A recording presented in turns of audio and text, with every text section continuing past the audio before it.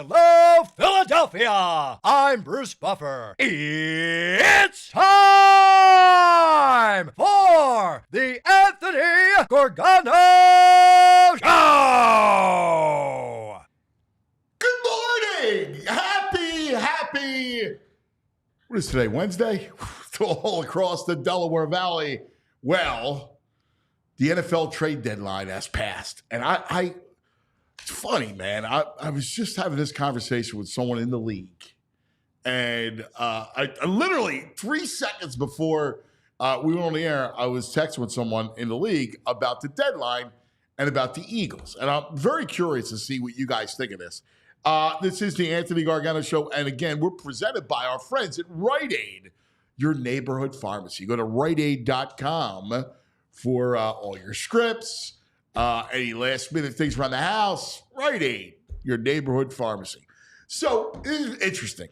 The deadline passes. And of course, yesterday, the big splash were the Commanders. And the Commanders adding Marshawn Lattimore, which really helped their defense. Their pass defense was toward the bottom of the league. They really needed help in the secondary.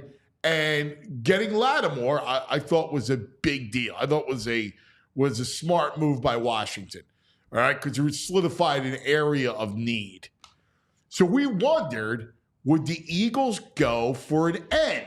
Would the Eagles have an end? So the end that's out there, there was a couple edge guys like Preston Smith went to the Steelers. We talked about Zadarius Smith going to the Lions, right? So we're like, all right, would the Eagles make a move and get an end? And clearly, and from what I heard, they were like, no, we like who we have. We love what Nolan Smith is starting to flash. They believe in who they got. And my question is going to be, is that enough? Right? Like their argument's going to be, hey, look at the lesson of the youth, right? Like look at playing Cooper and playing Q have done to the secondary. Secondary's locked down, right? Look at Nakobe Dean's playing so much better, right? So playing the kids, Nolan Smith has flashed. Now the only area, right? And they're going to say, look, we can't even get our third-round pick, Hunt, off on the field.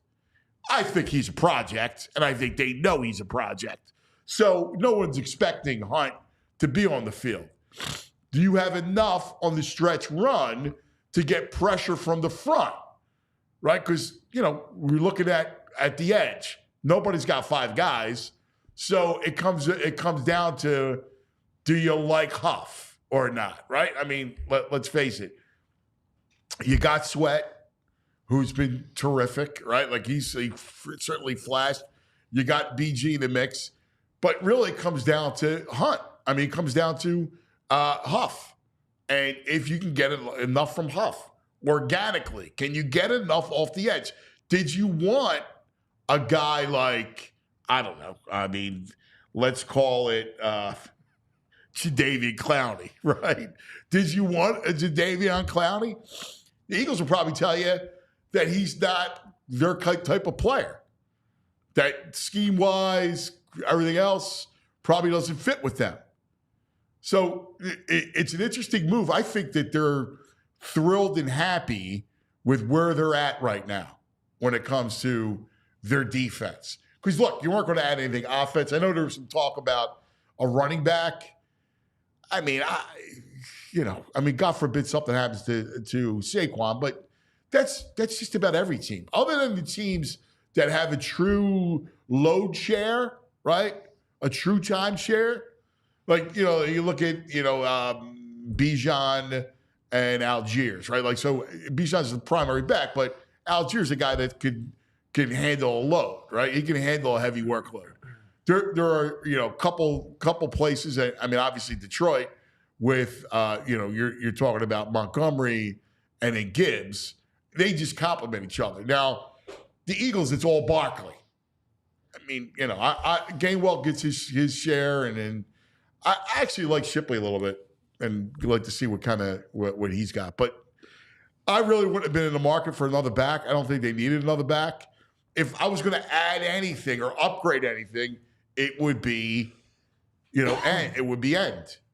And the minute they get Huff, that's really it. Like, they need Huff to get on the field. Like, I don't see any other reason, any other way, right? You're going to have to, that's it. It's either they have a lot invested in Huff, so, they weren't going to make a move. We'll talk all about it, look at some of the teams, figure out kind of where they're at. I got to bring up last night, too, because we're going to talk to Charlie O'Connor coming up, who was at the game in Carolina. I was supremely impressed that the Flyers hung around last night. All right? They're playing against the Hurricanes, who are ridiculous, right? That team, they just come at you in waves. They are just attack. They're a great team. And you fall behind. You're down 3-1 in that game. Easily. You remember, it was 1-1, and then bang. Carolina scores 2 quickies at the end of the first. And then you're thinking, I don't know about you, but I'm thinking this got 7-2 written all over it. And then they tie it, right? 3-2. Then they tie it. And they come back. Carolina goes up 4-3. Then they tie it. Like, that was a really, impressive win on the road by a young team. And I've just been struggling. Tippett played ridiculous last night. He was great. I mean, he had 5 shots in the first period. I mean, he was all over the ice. It was good to see Frost get a break, because he needed one. Mitchkov, you just watch him play. It's amazing how young he is and what kind of stamp that he has on a game on a night-in, night-out basis. It's really incredible to watch him. Konechny was terrific last night. They played. That was a hell of a game, man, that they played last night. I was supremely impressed, again against a really difficult team. They're a handful. Carolina's really good. And they held out. Look, they held Aho and Svechkov. Those guys are just potent. And they basically held them out of off the scoring column at all. That line is, that number one line is ridiculous. So I was impressed by the Flyers last night in Carolina. And then the story comes out about Embiid. He gets a 3-game suspension for pushing Marcus Hayes. I mean, did they call Joe's agent and say, how many games you want? 3, 5, 7? Like, when are you coming back? How long you want to sit out for? We'll suspend you for that many games, so that when you come back, then you can actually play. So that's the biggest non-story, is the suspension of Joe. It continues tonight. PG Game 2 tonight in LA. You got Clippers tonight and Lakers on Friday. And then you got the GM meetings going on in baseball, right? Scott Boras talks today at 10:30. I don't know. I don't have much hope when it comes to Soto. I know everybody's, wondering about Juan and, could he be the next guy? And I just don't think either. I don't think he escapes New York. It's either that or he goes to California. I think he's probably come back with the Yankees. And if not the Yankees, then the Mets steal him. I don't think he's in play for the Phillies. We'll find out. Bob Nightingale will join us tomorrow. He's going to be at the Boris meeting today. So it'll be interesting because, I've covered those GM meetings, those winter meetings, and I've covered Scott Boras. And when he's got a free agent like him, oh man, he's gonna set the price. The market's going to be there, and Phillies know him well. So it's not like you haven't dealt with Boras. So it'll be interesting to see. To me, the bigger question with the Phillies is what else you got? Like, what are your other moves? It appears that Dombrowski, I think they're going to wind up moving Schwarber out of the leadoff spot, and they're going to try Turner there, which I would be in favor of. All right, lots to get to. Let's meet the fellas. Good morning, VG. Good morning, JP. Violations, Greg Caputo. John Zapata. Hello, my brothers. What a nice day. What a good day. Flyers were fun. They feel back. I mean, nothing. Nice little battle. Carolina's nasty. Yeah, they play tough, man. Brindy. They're good. Yeah. Svechnikov. They're good. Aho. Flyers defense is. Yeah. Defense isn't, but they're alive, man. They came back. They're playing with a backup goalie. No, dude. And he played well. Yeah, Kolsov did play well. He played well. There were some moments that I was like, he had a couple testers. Yeah. They're good. Like, listen, Carolina's nasty. Yeah. You're like, I mean, you're not impressed? I'm impressed. I'm not super impressed with Carolina. I think they play fast and they play. And look, Aho and Svechnikov didn't even do anything last night. They kind of remind me of like the Islanders, Barry Trotz teams where like they don't have like an elite talent, but they're just a tough outing every night. They're going to win some most games. They'll go deep in the playoffs. Really? I like their first line.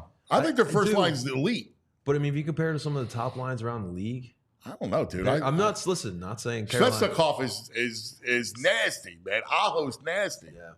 And that's what, and listen, that's one style of team that you can try to take a page of. He's garbage, man. I know. They should have had a point. Sanheim tries to clear it, bounces off Brink, and Martin's right there with a little. It sucked because they played their hearts out, man. And they were just trying to survive to get to overtime. Yes. You could just see won it, at right? that point, man. And Carolina just pressure, and it was just a matter of time before the dam broke. I'm curious what Charlie has to say because Torts was not. It didn't seem like Torts was happy in the presser after the game. He was very short with people. I think there was only 4 questions, a lot of one-word answers, and so then he. There was only 4. I didn't hear it. It was like 4 questions.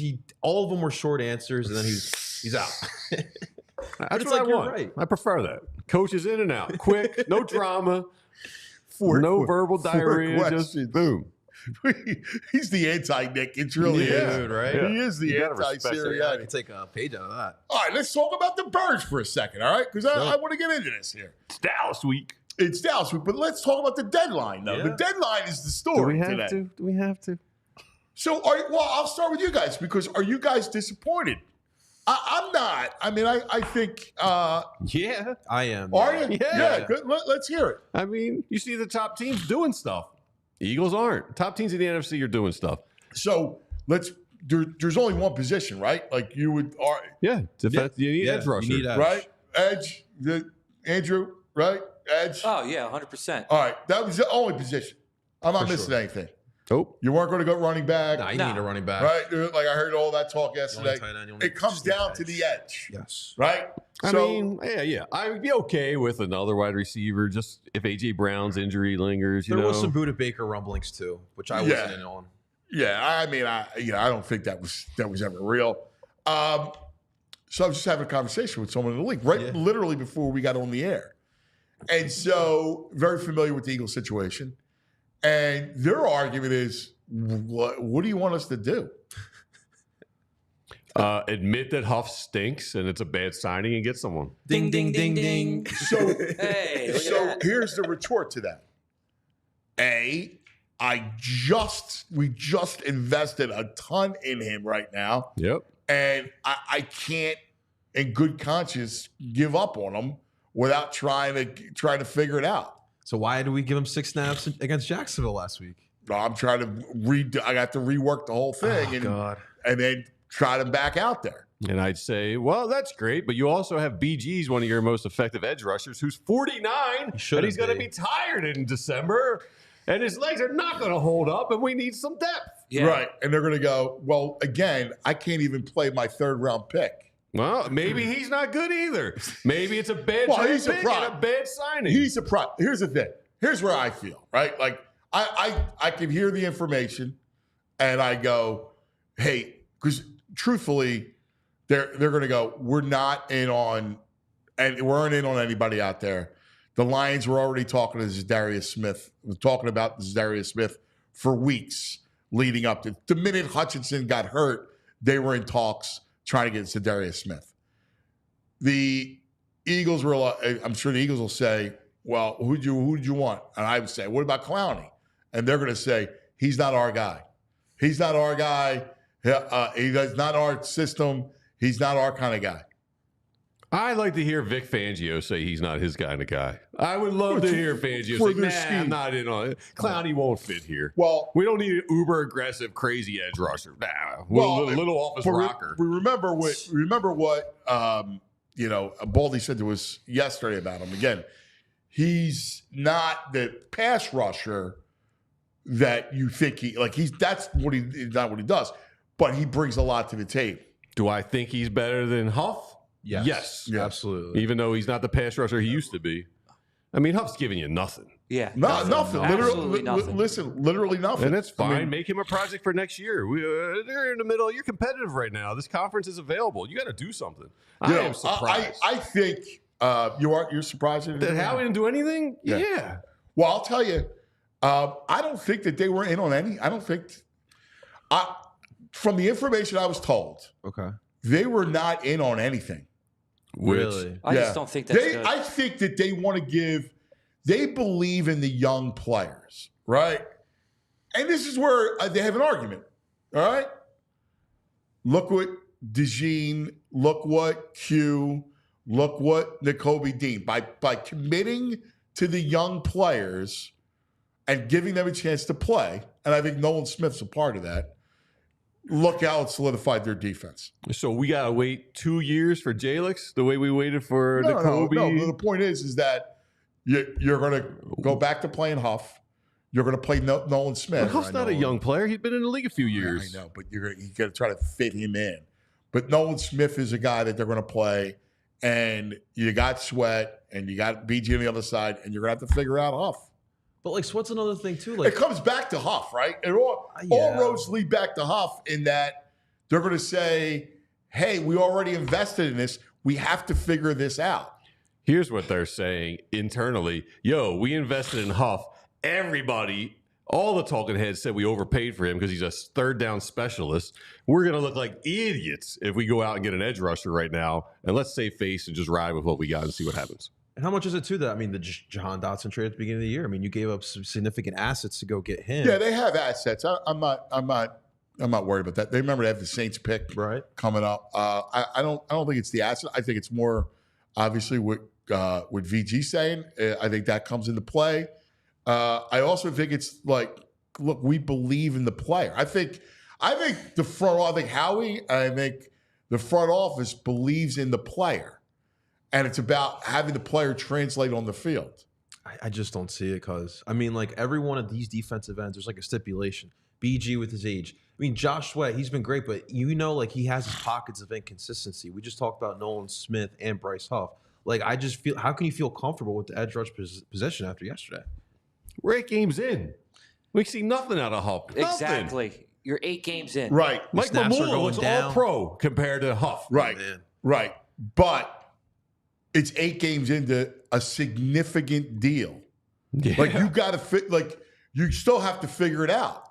Yeah, so it's okay to admit. All right, maybe we're. What do you wrong, do? You're gonna. So you cut off? No, he's a project. Well, nobody has 5 guys. You knew he was a project. He becomes a depth piece. Who's the guy who's the roster spot you're taking? Jalix. Well, you can't move him. He's doesn't really do what it anything. is. No, you put him on the practice squad. He's already there. So he is. Yeah. I don't know. Something. That's not my job. My job is to know somebody stinks as a fan. I watch it. He stinks. Do something about it. Well, it's the roster flexibility is what they're going to tell you, right? You're not going to get. You need guys to play special teams, the whole thing. So nobody carries that many ends. So you really have to Huff is an issue for. You got to figure it out one way or the other. Well, I mean, if they get a shot, it's the one thing about defense. One thing about football is it's hard to integrate guys as much as when you're talking about different schemes. There are Marshall and Lattimore can go to Washington and play corner. That's an easier transition than coming in here and saying, "Well, I need you to drop back into coverage, or I need you to learn this piece of it." Now, what we're talking about, we need someone who's a third down, pin your ears back, and just rush the passer. Well, that's not Clowney. I mean, who is that? No, What I about don't know. Chase Young? Find What about even somebody. a Jordan Hicks or someone like that? Jordan Hicks, he's the linebacker. Linebacker. You're talking about. Well, I'm just You want more of a listen. I'm just giving you what the conversation that I had. I feel you guys. The reality is, I mean, if they got a shot, if they're one of the top 2 teams in the conference, and pride has gotten in the way of saying we don't want to make a move. I don't believe that. I don't believe. I think it's more practical what's out there. And listen, if there was somebody, I don't know, Crosby was legit out there, I think that they would have went out both hands and made an offer. And carried 5 D-line in there. You know, then you'd put one of the players in the deal, right? Like if there was somebody of that ilk, then I think they're in on that. I don't think there's anybody that was out there that they went, we need that. Well, I don't know what they're watching then, because Huff week to week is. Well, listen, the snap count with Huff is what it is. I mean, I think they're hoping they're backing a lot more on Nolan Smith. Yeah. If you're asking me, I think so too. To translate what the conversation I just had, it's, hey, we need Nolan Smith to play. Yeah, snaps keep going up. He's had 2 good games in 2 years. I mean, you know. I mean, I hope they're right. I hope they're right. I mean, I want to have some fun.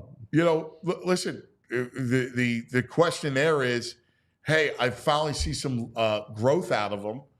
Let me continue that. Look what the rest of the defense. Look at Nakobe. So we're gonna have to ride on. Yeah, Nakobe, you can see you've seen flashes all season.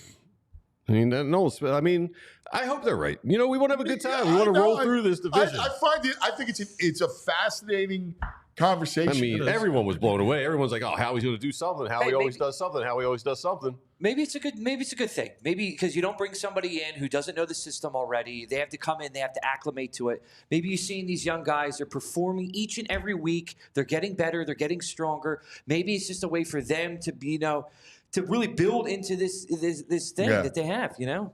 The NFL, it's tough to find deadline pieces that bring that impact right away. Exactly. People think it's like baseball. I mean, listen, I do like. I mean, Lattimore's big. What Washington did, that was a direct need. Yeah. Right? Like, they didn't have anything there. I thought that was a great move. They know the weapons we have, too. The move that was just insanely stupid. I know where you're going. Was the Mingo trade. Yeah.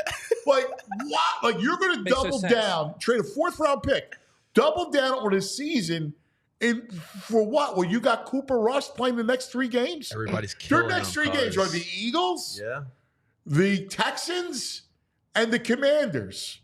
Thank you, Dallas. Yeah, they should have been selling. Right? They should have been selling. Unbelievable. They really should have been. 3 games. So you're doubling down on that with first of all, Mingo's all right. Like, he's decent. I mean, honestly, truthfully, playing with Bryce Young, I don't know what you got. I liked him coming out of Ole Miss. I did. He sounds like a project, though. He's tall, right? He can move. I mean, but why would you trade for him now? Like, there's a tree with Mingos on the tree. Not mangoes, Mingos, right? And you could just go get the Mingo tree. No, I mean, like, I don't know why you would do that now. Jerry Jones. Well, Jerry Jones. And I guess this is where I go. Howie Roseman deserves the benefit of the doubt. Play it safe. He understood the market. He constantly understands the market, cuz. Yeah. I mean, the benefit of the doubt of what? We're relying on his edge rusher's got 1.5 sacks. That half one, he's got 1 sack. Okay, well, listen. I mean, benefit of the doubt in that with the roster he put together has been pretty damn good, no? Yeah, it's fine. I mean, listen, I agree with you with Huff and with the production, but CJGJ. Yeah, Devontae Maddox is still on this team. Dude, like, I mean, he gives you 2 lockdown pieces. 2 lockdown pieces. You get props for that, of course. And you got some of the other young players. I mean, I don't know. You get props for that. He got fleeced on the Dotson deal. Zach Bond deal's looking really good right now. Zach Bond's a great move. You're right, Zach JP. Bond's great. I think the only real problem is BG and how long is he going to survive. I mean, listen, I agree. I think you need an edge guy. I mean, at some point, you got to figure out Huff. Like, I'm not even arguing the situation other than I look at what Dallas did, and I go with the Eagles, and I go, listen, my man's done a good job at roster management. But if that's what the comparison is, comparing him to Jerry Jones is completely out of his mind at this point. That's not okay. He's better than Jerry Jones. not what I was giving you. I wasn't giving you that. Compared to the Commanders. They are. Listen, their roster's good. You're down. You're down. No, All right. I'm good. It's Dallas week, and Dallas is WEAK week. We're going to crush them. Dak's out. I'm ready to go. But all right. It's a disappointing trade deadline when you see everyone else getting new, All right. new He's gifts. disappointed. He's disappointed. You're disappointed. All right. I don't know. I feel good. I don't know. I'm going to tell you. Lots to get to. Let me tell you, let's talk about some of our friends. Charlie O'Connor will join us coming up. So looking forward to that. Hey, it's engagement season. Coming up, Thanksgiving in a couple of weeks. All right? You know, that night before Thanksgiving, everybody's out. Or at Thanksgiving night, perfect time to get engaged. Maybe you met that somebody, right? Maybe you just said, oh my God, this is it. I know it. I feel it. I'm going to pop the question. If that's the case, I got a guy for you. Your own Golden Nugget Jewelers. That's right. Golden Nugget Jewelers, Andrew, is where Philly gets engaged. That's it, man. He'll work with you when it comes to budget for the diamond. You'll get a whole dissertation. Cut, the clarity. I mean, you name it. You get the setting, and then it's up to you. Do you do it during Thanksgiving or Christmas or New Year's or Valentine's Day? It's all coming up, man. It's the perfect time of the year. 8th and Chestnut. That's where Gold Nugget Jewelers is, right in the heart of Jewelers Row. 8th and Chestnut. Go see your own. And by the way, it doesn't stop at engagement ring. Once you get married, you got anniversaries, birthdays, holidays. You're going to need a jeweler. Go see your own. Golden Nugget Jewelers is where Philly gets engaged. And we're always talking about Rite Aid with those allergy help. They're here to get you some vaccine help. Rite Aid got you to protect yourself and your family by staying up to date on all your immunizations. Their pharmacists are specially trained immunizers, and most vaccines are actually no cost with insurance or through government plans like Medicare Part D. Rite Aid pharmacists can vaccinate for shingles, pneumonia, tetanus, whooping cough, chickenpox, and more, especially that RSV. RSV is a highly contagious seasonal virus out there that can get nasty, affecting the respiratory tract. And, you hear more and more of it each year. COVID-19 still out there floating around. Rite Aid's got your vaccines for these. And also, don't forget shingles. Shingles is a painful rash caused by the same virus that causes chickenpox. Cousin Joey had that. My grandma had it. It is not good. It's very painful. So they got your shingles vaccine. Select Rite Aid stores have dedicated pharmacists ready to administer vaccines and answer all your questions. Have questions on what you need? Not sure if you're up to date? Feeling nervous? Rite Aid pharmacist is there to take time and help you out, make personal recommendations based on your health history. No questions are too small. Just walk in, schedule an appointment Monday through Friday, 10 a.m. to 6 p.m. State, age, and health restrictions may apply. Ask a Rite Aid pharmacist for more details. Look at it. What do you got? What do you got? What do you got? I had chicken pox twice. I am so That's afraid insane, of dude. shingles. Get the vaccine, dude. I got to get it Terrifying. too. Better that. let Brain know. See if he gets some odds on you getting shingles. Probably minus 300. Yeah. Oh, man. Do we have It's a Charlie? trash pick. Yeah, we do. All right. Let's go to Charlie. Flyers last night in Carolina. Charlie O'Connor, all PHLY Flyers, was there. What do you say, brother? You look good, buddy. Yeah. They showed a ton of effort last night. They did. I thought the first period actually I thought was one of their better periods of this most recent run. They've gotten better, and I've talked about this in a couple stories I've written over the last few days. They've gotten better defensively. The main problem over the last week or so has been the fact that the offense has not improved to match the defense. They're not getting a lot of shots on goal. They weren't getting a lot of goals, period, over the last few games, even as they've started to win more. In the first period, they were trading shot for shot, chance for chance with Carolina, and I really liked what I saw. Even the second period, they opened things up a little bit. You saw the transition game, but then you go back and you look at a team that over the previous 3 games averaged fewer than 20 shots on goal a game. You go back and you look at the end data of this game, and you see that over the final 40 minutes of the game, the Flyers had 6 combined shots on goal. Well, that's a problem. That's a problem. Period, right? You had 2 in the third period, and both scored, even though they were weird kind of fluky goals, but both kind of beat Kochetkov.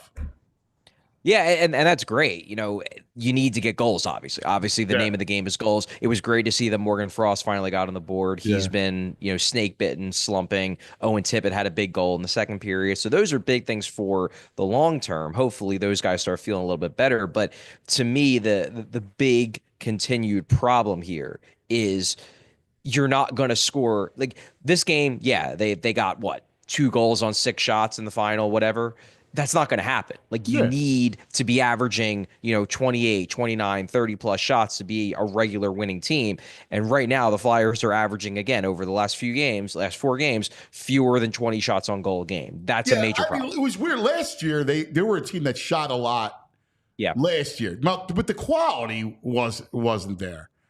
True. I guess you know what I take away last night. Carolina's nasty. I think Carolina's a really good team. They come at you in waves. They're very deep. And when they fall behind 3-1, bang, bang, when you get hit like that, 2 goals, that short period of time, you're on the road against that team. I think they showed a ton of fight. Like, I was pleased. You're right. You got to generate more offense. I think part of that stems from your blue line. But I was impressed that team that had 7-2 written all over it. That Carolina team put up 8 last week. Like they could come at you. Yeah, I think where I'm at is I agree. It was a gutsy performance, and I've covered this team for a long time. Yeah. I'm not gonna question this team's desire. They try hard, they have effort, they play as a team, like they play for each other. And that's a tight locker room. And I think that's what you saw in this game, that this was not a team that was about to give up when they went down 3-1. When they went down, they come back and they go down again. They were going to keep pushing. I like the fight. I like the effort. What I don't like is the execution. And the execution, especially offensively. Defensively, it's gotten better. They're protecting the slot. I know they gave up a bunch of goals last night. But again, Carolina had the puck most of the game. They're going to score sometimes. Also, Sam Erson's hurt. And you're using a guy who, I think I said in my article, this time 2 weeks ago he was in the AHL. This time 6 weeks ago he was in Russia, or he was in Belarus. So you're not exactly throwing your best goaltender in the organization out there. He was okay. For what you expect. Yeah, but again, they're not at full strength. My point is that yes, the fight was there, and I would never question this team's fight, but you're not going to win games if you're averaging fewer than 20 shots on goal. You're just not. All right. Well, let's examine as to why. Do you believe, you mentioned execution. Do you believe that's execution, or do you believe that's a talent, like a depth of talent? Because I think it's more talent. Yeah, I'm sure talent's playing a role, to be sure. The Flyers don't have the talent of the top teams. They probably don't even have the talent of the mid-tier teams in this league, top to bottom. That said, they didn't have a ton of talent last year either, and they were taking tons of shots last year. They were generating more. They just looked more connected in the offensive zone. They were playing a more cohesive style where they were attacking through the neutral zone. They were pinching in the offensive zone.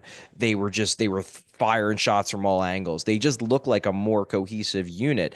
This year, it's most of the same guys. Now, granted, there's a few differences. Obviously, they don't have Sean Walker on the back end. He played for Carolina last night. Really good defenseman. Looked good in the game. Looked good for the Flyers all last year. So they do have some differences.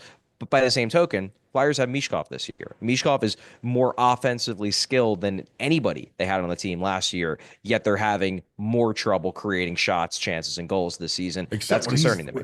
It's only when he's not on the ice. Because when he's on the ice, man, even last night, like Jesus, he's always sneaky, man. It's unbelievable watching him at that age. But let me ask you, because I think some of that is a product stems from the blue line. I think you've got to get more help from your blue line offensively. I think that's part of it. And, definitely the injury to Cam York is hurting them in that regard. Yes. He's one of the, he might be their best defenseman. At the very least, he's their second best defenseman, I would say, behind maybe only Travis Sanheim. So that's hurt. They're maybe not activating as much as they could, as much as they did last year. Obviously, the loss of Walker hurts on that front. By the same token, though, and John Tortorella's harped on this the last week, I'd say, is, one of the things that they're missing from the back end is the pinching. They're not getting as much pinching down the boards to keep things alive, in the offensive zone, to keep cycles alive, to keep puck possession alive. But he doesn't put that on the defense. What he puts that on is that if a defenseman is going to come down and pinch down the boards, he needs to know there's a forward up high who's going to replace him in that spot just in case there's a turnover and there's a transition rush. Well, one of the problems that John Tortorella has pointed out is that all too often there isn't a third forward high. So the defenseman doesn't feel like he can pinch, even if there's a chance for him to win a puck race. He doesn't feel like he can pinch because he's afraid that no one's going to cover for him, and then there's going to be a 2-on-1 going the other way if he doesn't win the battle. So yes, I agree with you, Ant, that the defense is part of the issue with the offense, but I think it also stems back to the forwards not doing what they're supposed to do in the offensive zone, which isn't letting the defensemen be as active and as aggressive as I think they want to be. Yeah, it's a great point. And here's the issue. Like, you look at last night, and clearly, like, that was on their minds last night. Like, that team will come at you. They make a living off of odd man rushes. Like, that's what they want to do. They want to get you that. So I think they were getting back. That was part of their mindset last night. But you're right, guys like Frost, man. I mean, you got to get more out of him. I know he was fortunate with the goal last night because he really fanned on the shot and hit his leg. Couturier, like, how are you looking? Let's take the first line out of it because they've been terrific.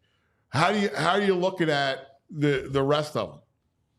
Well, Morgan Frost has been a problem. They have two centers really at this point, especially now they've sent Jet Luchenko back. They have two centers with offensive upside. They have Couturier, who obviously isn't what he was, 4 or 5 years ago, but the points have been there. He had 2 assists last night, had a really good play on the Konechny goal in the third period. It was a nice 2-man forecheck. So Couturier has done about what I think we can reasonably expect. Frost, on the other hand, you were really hoping that he was, at the very least going to hold to what he did last year and hopefully take a step forward, getting to play with Mishkov on the power play at 5-on-5 to start the year. Instead, he's regressed at the very least. Now, in fairness, he does have a history of getting off to slow starts, but you were hoping that this year, given the fact that he hasn't been scratched yet, the fact that he was playing with Mishkov, you were hoping that this would be the year where he wouldn't have the slow start. Instead, he's having yet another one. He's been a problem. You got guys like Tyson Forrester who really aren't producing the way you would expect after his really promising rookie year. Owen Tippett did have a big goal last night, and that's huge because he's a big player for them. But he only has 2 goals this year in 13 games. That's not going to cut it for a guy who I think the Flyers... Yeah, a lot of shots, a lot of missed shots. But 2 goals in 13 games, like, this is a guy who the Flyers think can be a yearly 30-goal scorer. Yeah. 2 goals in 13 games is not going to cut it. I really think it's that middle of the lineup. Yeah, you got to get it on that. Yeah. It's that middle of the lineup that's hurting the Flyers more than anything offensively because there's like 4 or 5 guys in the middle of the lineup that just aren't producing.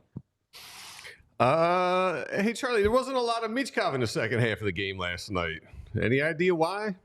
It's a good question. John Tortorella said 9 words in his post-game press conference, so he wasn't giving much of anything after the Flyers, give up that goal with 30 seconds left. So I don't think he was interested in answering questions about Mishkov. Mishkov, he did play in the third. I think he got 5 shifts. His only shift in the final 10 minutes though was a power play shift, and that's more or less what Tortorella did in the game where he sat Mishkov in the first period for about 12 minutes. He still gave him his power play shifts, but pulled him off 5-on-5. Now, talked about it on post game though with Bill.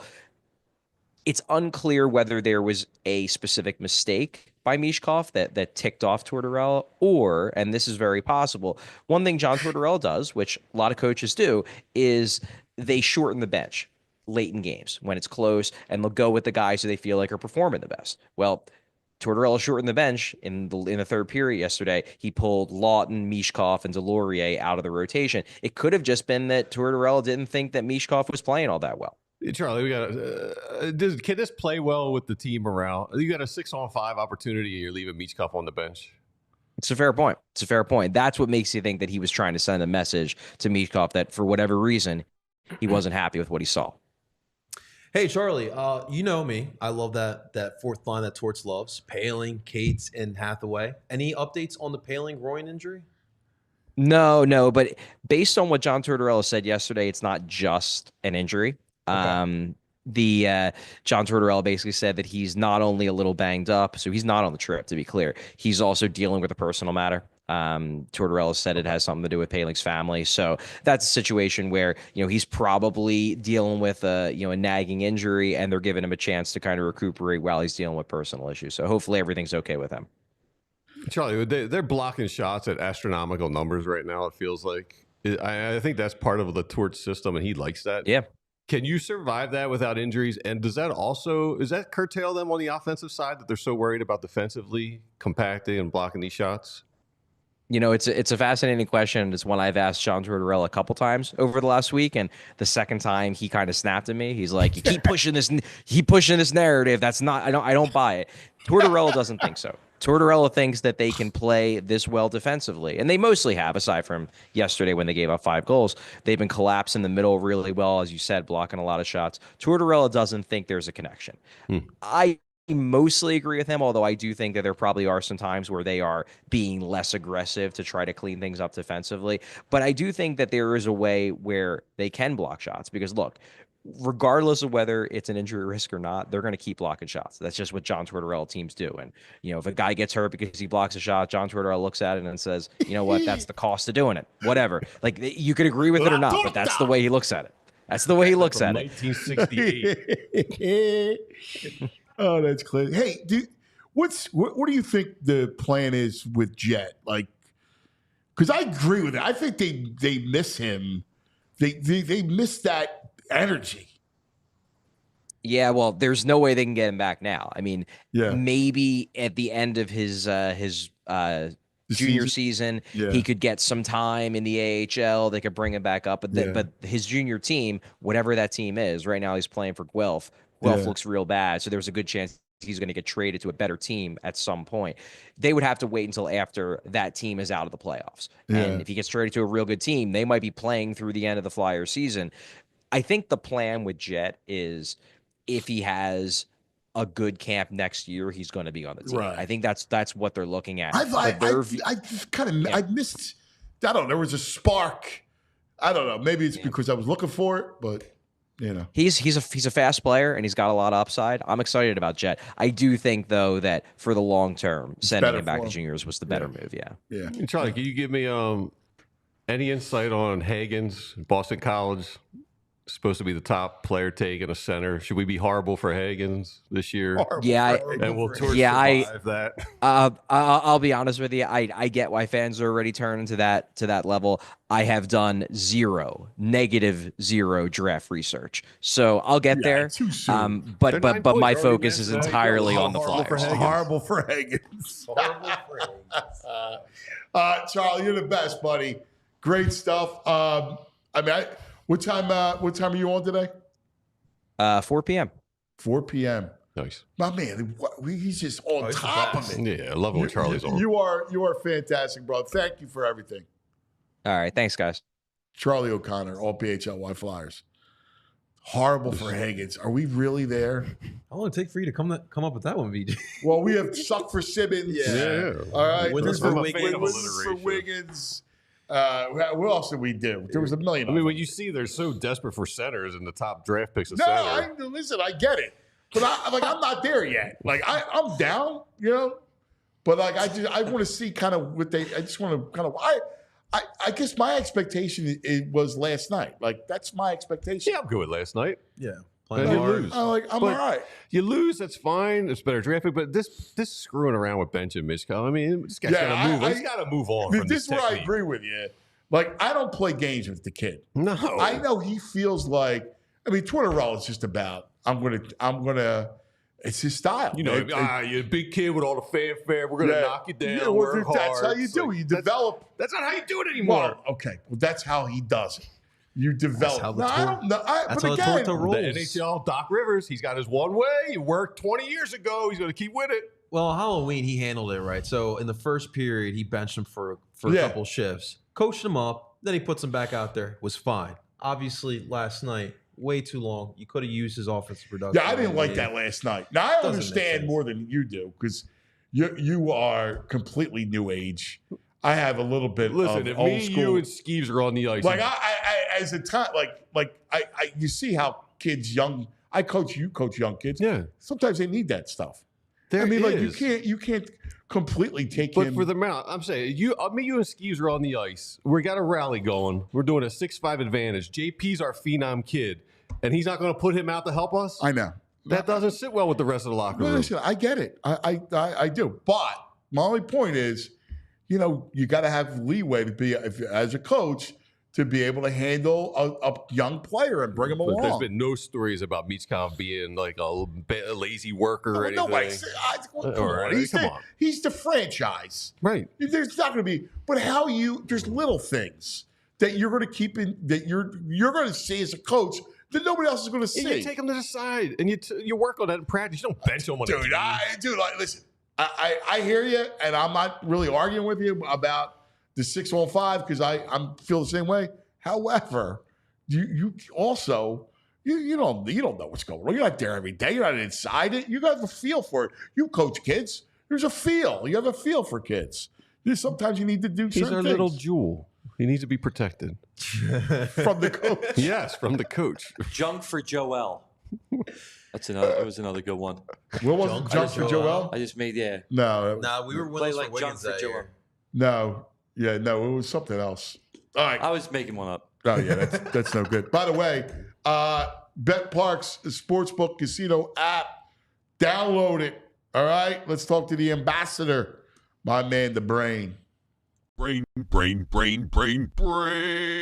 the Brain Finder. Good morning, Brain. Hello. I mean, I'm licking my wounds last night, man. Licking my wounds. I had a big bet. What's that? I got to tell you something. I had a big, not on Harris to win, on Harris to win the popular vote. And I said this 4 years ago. I can't trust these polls. At least you knew you lost early. Exactly. I said, you can't trust these polls. Every poll had Harris winning the popular vote. Every single one. But you know what? Again, I guess, listen, I don't know. I really thought she was going to win the popular vote, not the election, but the popular vote. And so, yeah. I read a story. A guy put $1 million yesterday on Trump. $1 million. Well, I know someone, who bet more than that on Trump. I know someone who I made about $5 million on the election. He had Trump in every possible way, like clean. I mean, because he killed her, and he basically was predicting a slaughter, and he got it. And he cashed everything at crazy odds. What was the line? Well, he took him to he ended up winning like all these states, like the swing states. Like he basically won. I think didn't he win every one of them? Yeah. I think he won every one of them. What was so he bet he Trump got like in PA plus 240? He was taking PA. No, he took like PA, like Ohio, North Carolina, Georgia, Wisconsin, like the Blue Belt states. I'm just trying to understand it. He got like 6-1 odds on it. Were there prop bets on the election? Correct. You could bet every state, Anthony. Yes, every state. You could bet the popular vote. You could bet the general election. You could bet the Senate. The only one I personally bet was the pop. By the way, I laid about a minus 157. It closed minus 340. I got good closing line value. I can tell that to my kids. You should have went back and took Trump. You would have made money. You're right. And listen, I got to tell you something again. It's a good lesson again in life, I guess. These polls, so the same thing happened last time where they're saying that, that if you looked at anything, they all had the popular vote, all had Harris winning. But obviously, these polls are not fully accurate. Maybe some people don't want to share their hand, who they're voting for. Maybe there's a bias in the media. Is that possible? Does that sound crazy? I mean, I think that's clear. I think that's very clear. I think the public base is yesterday they were sick of some of that bias they were seeing in the media. So I think that's probably some of the stuff that happened. But listen, man, new day, new thing. Looking forward to hitting some props today. You got a big NBA slate for you today. Very big NBA slate, my friend. Yeah, very big NBA slate. A huge one. And then we got our show later on tonight that we'll take a look at the football. Right? Can't wait. Yeah, so we'll do that. Well, let's start with the NBA. Who are you eyeing up? Any association? Well, Anthony, I'm going to give you a couple. You know me. I focus on props. I always say for everyone watching, whatever I say is my best NBA bet of the year in terms of a game itself will be worse than any prop I give out. That's just the way that it is, because there's more edge in these props than any individual game I'm going to give. I'm always just keeping it real, keeping it honest. Jalen Williams, really good player for the Oklahoma City Thunder, Yep. Anthony. They have his over-under at 5.5 rebounds. Now, he went 57 and 14 to this under last year, averaging 4 rebounds a game. He's 4 and 3 to the over this year. I say, okay, 4 and 3, all right. So what? I took under 5.5 rebounds. You don't have to lay any juice on it, Anthony. Jalen Williams under 5.5 rebounds, I think it's a really solid play. Kobe White, Chicago Bulls, Anthony, 53 and 26 to this over last year. He averaged 4.5, 5 and 2 this year to it. So that's 58 and 28. Should be 4.5, not 3.5. When he lands on 4, you'll smile.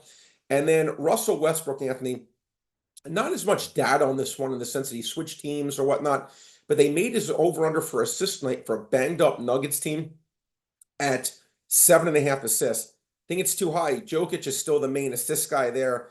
7.5 assists, I think it's too high of a number for Westbrook. Even when he was getting minutes for the Clippers, Anthony, in big minutes, 30 minutes a game, he was averaging closer to 5 assists a game. So I think that 7 is too high. 7.5 is too high. And look, interesting game night, Sixers Clippers, right? Clippers obviously know, Kawhi Leonard. Clippers have played a respectable ball. Paul George here, quote unquote, revenge game. I do think the Sixers as a 1-point dog, Anthony, will finally get off the schneid and get a win tonight. What's Maxi's total? It was, I think, 27 the other night because it went down. Maxi, let me bring it up for you. Maxi with Paul George is probably Anthony. His props were getting in like close to 30 without when what's his name was not there. Yeah, without Paul George. Maxi's over 100 points. 20. It's funny. Oh, actually, Parks, if you like the over, has the best line in the world. The best line. I'm looking at my screen. The best. If you like the over, 26.5. So yeah. So here's 27.5. So I would say if you like the over, bet it at Parks. Here's why I would advise a Maxi over tonight. Couple things. One, there's going to be so much attention on Paul George coming back. Their offense is so much different when he's got somebody else, right? Like they don't blitz him as much. You saw it the other night. They're not going to blitz him, and they don't really have a backcourt that can guard. Like who's going to guard him? Look, I'm going to be honest. Who's the Hassa? Who's the Hassa going to guard? Yeah, well, listen, like to me, maybe. I mean, I don't know if Derek Jones is a good defender, but he's probably going to be more like a guarding more forwards. Like, yeah. But when I look at their team, the Clippers, I wonder how they've had it. Again, they haven't been god awful. When you look at it, they have Harden, who we know Harden. Zubac is a decent big, but you would think that this is a team that would really be like really, really bad without Kawhi Leonard and obviously losing Paul George. But they played more respectable than I give them credit for. But yeah, they don't really seem to have that ton of talent. If I'm really looking at the Clippers, I mean, they were one of my biggest under bets of the year. After the Rockets, the Clippers were my second biggest investment, betting their under. So I think the Sixers should win this game. I really do. Yeah, with Paul George. Sixers Maxi. Tyrese. All right, let me ask you this. Yes, sir. The NFL trade deadline. How did that move markets? Anthony, the really was only Washington? Detroit got Smith, which to me was a solid move, but I think people are maybe overrating it. I think he's at the end of his day. I'm not going to say it's Robert Quinn like when the Eagles got him, but I think he's at the end of a great career. Does he have 9 more good games in him and a postseason? Maybe. Certainly was worth a gamble. I like the move for Detroit. But yeah, Washington, listen, Anthony, there's a few cornerbacks when I watch, and again, I'm not a talent evaluator. I don't pretend to be some expert in that. But when I do watch the games, there's a handful of cornerbacks when I watch them, I'm like, this guy's really freaking good. Lattimore to me was one of those guys. I think I read he was four-time All-Pro. Forget, Pro Bowler, first time like All-Pro, which is the higher honor of the two. He's a really good player. I got to give Washington a lot of credit. I really have to give this team a lot of credit. They got lucky. I can't say lucky, but they get the number 2 pick, and it looks like they got the guy that is the guy, at 2 as opposed to 1. And here's a team that's 7-2. When everyone looks at the roster, no one's thinking, look at this Washington Commanders defense, but they've played Quinn's done a great job. Not good, great. I didn't foresee this coming. I really didn't. And this is a team now. You say, look, you add a guy like that who potentially could be a lockdown corner in these big games when you're going against, Amon-Ra St. Brown potentially for Detroit, A.J. Brown potentially for Philadelphia, or Devonta Smith, Deebo Samuel for the 49ers or whatnot. You get my point, Anthony. Justin Jefferson for the Vikings. They now have a guy they could put in that room. Yeah. And they're like, you know what? Look, I'm not saying we're going to completely shut him down, but we have a top guy. I like what Washington did a lot. And as an Eagles guy, I mean, they obviously weren't going to trade for him, but that's the one team I wouldn't have wanted him to go to probably. Yeah. No, I hear you. I liked it for that. I talked to somebody down there. They were ecstatic. They should be. Yeah. No. They should be. It was, listen. You know what's amazing is that Dallas trades a 4th rounder for Mingo. I mean, we can celebrate the idiocy that's happening in Dallas. I mean, it's unbelievable. Anthony, I gotta say something. I'm glad you mentioned that. I'm really glad you mentioned that. Like, this is like, sometimes when I see a contract signed by a player, I'll see like when Taiwan Walker signed for the Phillies for 4 years, $70 million. I'm like, who was offering $69 million? That was the first thing that came to mind. Who was offering a bad pitcher $69 million? You're giving them, I mean, who was offering this team anything better than a 7th round pick? It's almost like, did you ever see Seinfeld when Kramer had that lawsuit against, like, it was like the pseudo McDonald's, and they spilled coffee on him. They were going to give him like a $10 million. And they start off the Johnny Cochran lawyer. They go, we're going to give you lifetime coffee. They're about to say, and $10 million. He goes, I accept. Yeah. It's like, who's supposed to put the bomb on? It's like, nobody yes, put the bomb on. Yeah. And it's like, where I don't get how they just, Jerry Jones or whoever's running, it's like, we should be able to get this guy let's just blow him out of the water. Let's just offer a 4. Like, what? Who's offering a 5th for Mingo? No one. Nobody. I would almost. It's beyond, it's crazy. And you know what's nuts is that we're sitting here, it's Dallas week, and I'm looking past Dallas for Thursday against Washington. Like, it's like, yeah, they're going to beat Dallas and Cooper Rush. Thursday's a big game. Well, I got to tell you something. Dallas, to me, Anthony, look, from just a franchise point of view, right? Because, look, we're an Eagles fans, so we're always looking from a franchise point of view, not just the 2024, 2025 season, but just next 5 years, how's it look? Next 3 years, how's it look? Dallas, to me, man, I think that team is in trouble. I actually think, Anthony, they're in legit trouble. I mean, maybe not as bad as the Giants, but I don't think. I think Philadelphia. What are you going to do with the quarterback, right? Like, that's an issue. Giants had no quarterback. I agree. I still think both those teams have major troubles going forward. I think for the next 3 years, again, NFL, you can't really go more than 3 years ahead. I don't care what you say. But next 3 years, you have to say it really is Philadelphia and Washington, and Dallas and the Giants are going to have to be like playing catch up and really like just pray to get lucky, because I think Dallas is really going down, and I think that they've I think that team's in trouble. I really do. But Washington with Daniels, Anthony, that's just not going to go away. As an Eagles fan, like they're going to be, as long as that guy's there. I'm not going to say they're Mahomes, good, man. but, no, I'm with you. Yeah, I'm with you. Any early lean for tomorrow night? Ravens, Bengals. Anthony, look, let me bring up the odds right now. The Ravens have just been, again, as you said, they've just been a beast. Now, the game, the line right now on Parks, Anthony, is 6.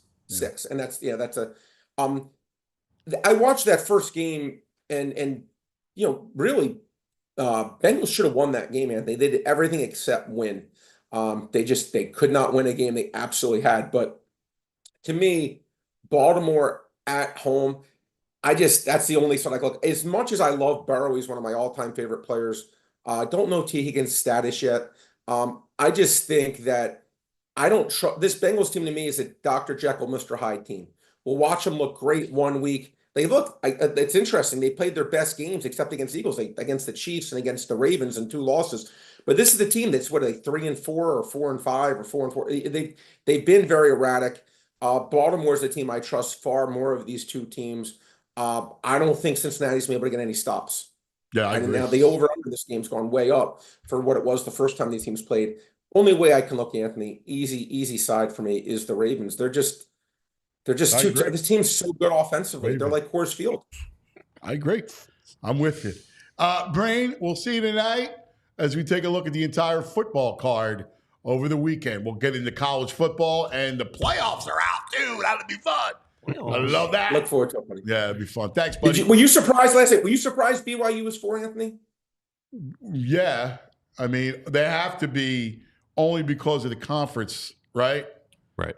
Because they're a conference winner. It's like a rule. Oh, it was a rule? Yes. The first, they Oh, all okay. get Because buys. that to me, I was like, okay. No, All because right. really, I didn't even know they're that. I down. appreciate you. It's not legitimate. It's like them in Miami. Like, they're not that good. Miami's not that good. Yeah. Those four. Yeah, Miami's, yeah, I agree. Yeah, but if you're a I see it the conference same winner, way. that's the rule. Yeah. Okay. Cool. Good answer. All right, I'll see you tonight, buddy. Thanks, buddy. Here he is at Brad's Best Bets. He's the brain. He's hysterical. I got excited seeing the bracket too. Yeah, I love it. Dude, I love it. First College glimpse. football. Can we do a room over in Brad's place? I see the reflection in the glass, like someone walking by the We pool. need somebody, as long as he flies us down there. Yeah, Yeah, show by the pool will be Show real by nice. the pool will be great. Let him fly us down there, and we'll go do it. Let's tell you about the Bet Park Sportsbook online casino app. It is the greatest. We know that, man. How about it? They got you covered, right? We talk about basketball tonight. We gave you all those picks. Anything that Brad talks about, and we'll be there tonight, Andrew and I, with the brain to go over the whole NFL card and college card for you. There's always a way to win, all right? Even if your team doesn't score, you got all your favorite casino games, blackjack, craps, poker, roulette, hot online slots like the Peaky Blinders and Breaking Bad slots. Ooh. The Breaking Bad slots. How Yeah. about that? I like the that. Walter White. I am the one who knocks. You get what? 3 Heisenbergs, a jackpot? Yeah. What's that about? I am the one who knocks. Blue crystal. Yes, the Blue Crystal. Sixers in LA. Again, 1.5 point dog. I like the Sixers tonight, and I love Maxi's over tonight. I do. And then again, the Eagles are a 7.5 point favorite at Dallas. Totals 42. I mean, how's that possible? How did they lose that? I don't see it. In fact, new customers, if you're down in the first 24 hours, you get $1,000 casino bonus back. All right, so you can play all your favorite casino games. You're down, you get up to $1,000 casino bonus back. You got to go to betparks.com for all the details. You got to be PA, New Jersey, Maryland, Michigan, Ohio. You got to be 21. If you have a gambling problem, please call 1-800-GAMBLER. Love it, cuz we love to win as well. So with our next friends here, we're talking about our friends over at TrueMark Financial. We're going to be trying to win with our finances, ladies and gentlemen. And they have some new money management tools that are making it much easier to manage all of our finances here in 2024, as 2025 is right around the corner here. But look, they have the new mobile banking app. It's just free. It's super easy, super convenient to use. And it's a great way to manage all of those finances. I'm going away a little bit of a PA trip this weekend. So things are going to start adding up. So it's really convenient to go on the app and look exactly what I spent. Wow, I spent that on dinner? Yes, TrueMark Financial will be able to tell you. And more importantly, for all my parents out there with the young Where you ones. going? Doing a little staycation trip in PA. Going a little concert on Friday in Reading, the Reading area. So, Oh, yeah? because, A things PA trip? It was like, what? Like, what's a PA trip? it's kind of hard to explain, but, because growing away in PA, a little staycation in PA. Ready. We're in PA now. Well, that's true. I'm usually in Jersey Well, now. he's a We're Jersey usually guy. in Jersey. Now we're in PA right now. But yes, ladies and gentlemen, TrueMark Financial is making it super easy, super convenient with all of our finances. If you would like some more information, one of two things. You can visit truemark.com/PHLY. That's truemark.com/PHLY, or 24 branches in the area. You can visit any one of those. Be more than happy to answer any of your questions. Just keep in mind, TrueMark Financial is federally insured by the NCUA and is an equal opportunity lender. Thank you to our friends over at TrueMark Financial. All right. Hey, this portion of the program is brought to you by TrueMark Financial Credit Union, truemark.com/PHLY. Like JP told you, I'm super stoked to talk to our next guest. I can finally have him on and say hello to my good buddy, my dear friend. He is a class all the way, the great Bob Cooney. Cooney!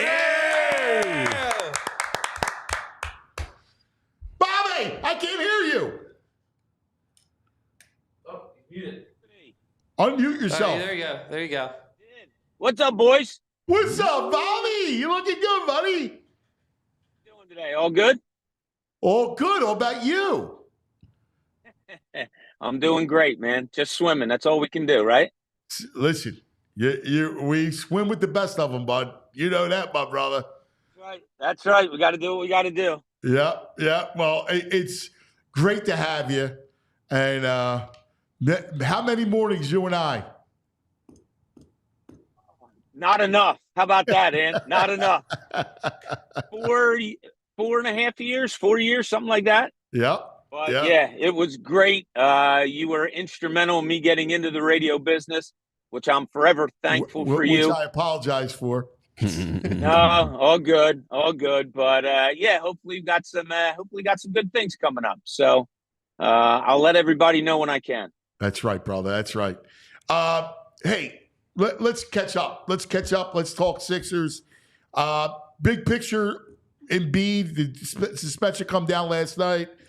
You know, I mean, like the NBA could just say, hey, how long until you really want to play?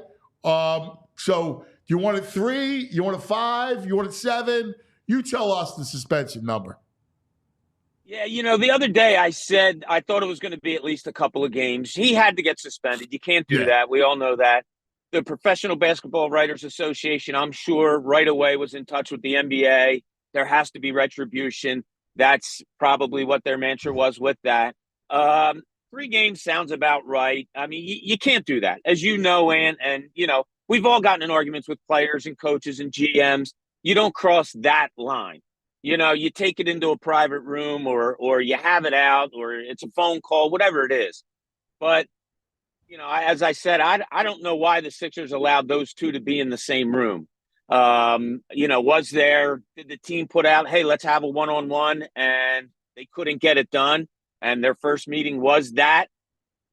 So you would think adults get together in a room, Joel, Marcus, have at it, work it out, and you go from there. But he can't touch him. He has to get the suspension. Probably works out perfectly for the Sixers, right? All right, 3 more games. And then somebody nationally yesterday, right, Ant, comes out saying, well, Embiid might be able to play tonight against the Clippers, Wednesday night against the Clippers. And it's like, okay, did the team put that out there? And now the suspension looks legit. Right. I don't know. Exactly. Hey, the first thing I thought the same thing. It's like, come on. You know what it is? It's like the shenanigans that's drained you. And it's all over that league. It's a league of shenanigans. You know, of all the, hey, load management. No, he's really hurt. No, he's not really hurt. We know he's not hurt, but we're saying he's hurt. Oh, it's a back-to-back. Oh, it's this. There's always some sort of stinking drama or baggage. Oh, it's a league of shenanigans, Bob.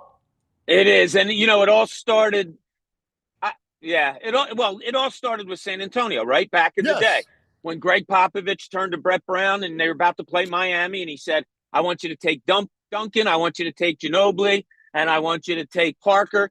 Get them on a plane and get them out of here. They're not playing for this road trip. And that's when it all started, right? A couple years later, who's the head coach of the 76ers? Brett Brown. And now who knows load management better than anybody? And then it all starts, and then it snowballs. And I'm just talking about here in Philadelphia. They've ever really figured out the Sixers. You know, they've had different coaches, GMs, PR people. The only thing that hasn't changed is ownership. But they just don't seem to know how to handle injuries. To me, and maybe you agree or not, I think if you're open and honest about it, I think people can get upset about. Injuries are a part of sport. Hey, Joel, after the Olympics, the knee swelled up. It's not reacting all that well. He's going to have to take a couple weeks. Will people be pissed off? I can't believe this happened again. Yeah, if you're being honest about it. It is. They've never been able to do that, it appears. And you know it as well as I do. Injuries always seem to be like this hidden mystery with the 76ers, and it doesn't have to be. There's no reason to be embarrassed about injuries. They happen in sports. Do you think part of it is the league rule, right? Like part of it is so much of the injury thing. And it's weird because when you're covering the team, they would err on the worst side. Like they would say, "Oh, everything's great." Like nobody does that. And when you recovered the team, they would do that. So they're like, no, everything's good. Meanwhile, the guy's out for was going to be out for 2 months. It was like backwards. You don't want to put a time. I understand. Like I don't want to put a time frame on it. If I say a month and then it becomes 2 months, now do I look bad or does it look worse than it was? But just to be open and honest, like I said, with this latest Embiid thing, okay, he felt good, went into the Olympics, felt good. After the Olympics, all right, the workouts didn't go as well, working out in preseason, the knee wasn't reacting all that well, so it's going to take some time, and that's just the way it is. We're talking 2 surgeries on the same knee. That's the way it is, and that's the way it's going to have to be. Open and honest to your fan base, okay? Something happens earlier, so be it, if he's able to come back earlier. Yeah. But, whether it was Nerlens Noel, Jahlil Okafor, Andrew Bynum, Embiid, so many different guys. It's just they're not the only team that gets injuries, but it seems like they're the one team that doesn't handle it all that well. So let me ask you, because you are in the know when it comes to that sport. You come to all sports, but I'm looking at, from what I heard, he came back in the playoffs, and he came back probably too soon a little bit. The knee wasn't as stable; it was a bit wobbly, and which is why he fell a lot. Now, this is what I heard, that one of the reasons why the stability of the knee was not there, and one of the reasons why he was on the floor a lot during the playoffs was because of that. So then you have the Olympic thing, and now this whole thing is to kind of get it to the point where it was last spring, but further along so it's not wobbly. Yeah, and it's a stability factor, of course. And can you ever get back to that? Can he ever get back where he fully trusts the knee? Or is it a case of, look, Joe, this is as good as it's going to get, so you're going to have to learn to play with it the way it is there. The falling down stuff. I've had this theory for years, and I think you and I talked about it before. I'm convinced that growth spurt that he hit when he broke when he broke his foot and then he was out for 2 years, he grew another 3 or 4 inches. Yeah. I think he learned how to land properly when he jumped, or jump properly when he got to be 7'2". Yeah. And, you and I talked about, like, you think about this. If you put platforms on your feet, 4-inch platforms on your feet, and you go to jump and come down and you're not used to it, you land awkwardly. Yeah. I don't think he ever really figured out how to jump and land with this body that he has. And I know it sounds crazy, but Joel Embiid never jumps as high as he can. I agree with you. I think the theory is right. I do. I mean, there's been an awkwardness with him since that. And you can see kind of fluid what kind of body he has as far as the athleticism, the fluidity of it. But you're right. I think if you have that kind of growth spurt, it's been like that. That kind of an athlete, as we've seen, and he is a phenomenal athlete. People can run and jump and land properly. Good athletes. Why can't he? And seriously, think about it, guys. How many times have you seen him jump as hard and as high as he can to either grab a rebound or go over somebody? He doesn't do it all that often. So therefore, when he does have to do it, he just doesn't know how to land. That's at least my theory that I'm sticking with. I'm not right. He doesn't know how to land. He's like a calf learning to walk sometimes. Right. Yeah, right? He is like a baby calf. So weird. I know. It's the weirdest thing in the world. Oh, my God. But again, that's part and parcel. No team has put us through the amount of drama, weird storylines. I mean, this is the franchise of Colangelo and the burner accounts. Right. Like, I mean, if you go back in time, Bob, it's mind-boggling what this franchise has gone through. And thus, us as old Sixer fans. The owner playing pickup ball with a prospect. Oh, yeah, go back to Harold Katz and Brad Doherty in the driveway. They owe us honesty after all this. Yeah, it's just so. I've never seen such a soap opera in all of all the teams we've covered for so long. Part of it is it their own doing. Yeah, and I think they would admit, like, we could have handled things better, and I'm being the Sixers speaking. Part of it is they just haven't handled things well. But look at all the stuff thrown at them. Ben Simmons doesn't want to play. Markelle Fultz, I'll never, ever, ever forget walking into the gym that day, Anthony, first day of training camp, and watching him shoot, Brown and I catching eyes, and Brett calling me into his office to say, like, yeah, I don't know what happened. Like, just craziness abound when it comes to the 76ers. Dude, how about that? When I'll never forget, I was like, ew, what did he do to his shot?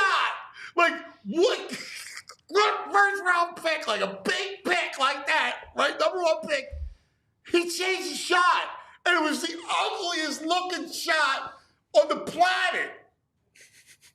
You'll remember this, and maybe VG will too. It was Joe Cowley trying to throw a baseball. Yes. Remember when he lost it in with the White Phillies? Sox. Big All fat of a sudden, Joe he could, Cowley. yeah. Big fat joke. Couldn't throw a strike. It was Steve Sachs trying to throw a baseball. He got the yips in his shot. And I'll never, ever forget looking at Brett and saying, what the hell's up with number 20? And he goes, I don't know their number. So you talking about? I go, you're rookie. And he's like, yeah, come on. And like took me into his office. And it was just, he said he lost his shot. So just craziness has followed this team. What precipitated Sixers, it was an outsider. Yes. Yes. What are you doing? Like, change your shot. Oh, God. It was the thing about this freaking team. It's bizarre. Yeah. How many stories could you and I tell? I'll go back to Marcus Fultz coming in on a Saturday after the trade, and they were going to work him out, and they were letting the media sit in on it. He's 2 hours late. The Sixers media gets us Donkey's cheesesteaks, which was awesome. So we have some cheesesteaks. We're waiting for him. He comes and starts working out, and I'm looking at the media, and all of our mouths are open like, God, this kid's horrible.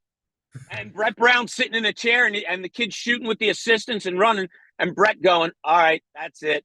Stop. And cutting it short because the kid wasn't good. Because he was so, horrible. Yeah, just craziness. And then they come up. Remember the injury? That fake shoulder, back, or whatever it was. I remember talking to, you should go to Rodden and Rodden Law, right? Because you got hit with on the bus, and you come out, the bus got tapped, and I got that injury in my shoulder. Like, what are you, serious with that? Like, what? It's just craziness. Crazy. Yeah. So... so we'll see how this plays out. The 3 games, okay, he comes back against the Knicks. People go like, well, he's going to have to take games off in this. What they've tried hasn't worked. You think about it. He's delivered to the playoffs as healthy as he can be, and he gets his face broken by, I think, a Markelle Fultz butt or Fultz butt or shoulder, whatever it was. Like shit just happens like that all the time with the Sixers. And I don't know. It's just a gamble. What are you going to do with Embiid? Now, these 3 guys, the 3 big, I like them. I like George, I like Max, I like Embiid together if they're all healthy.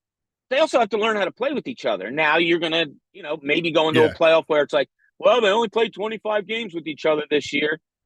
It gets old quick, doesn't it?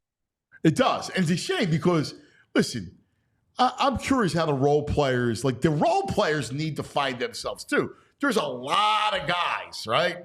You got to find out who's got any game left, like who's like legit, what kind of, there's a threshold, there's a threshold for Lowry and how many minutes he can play.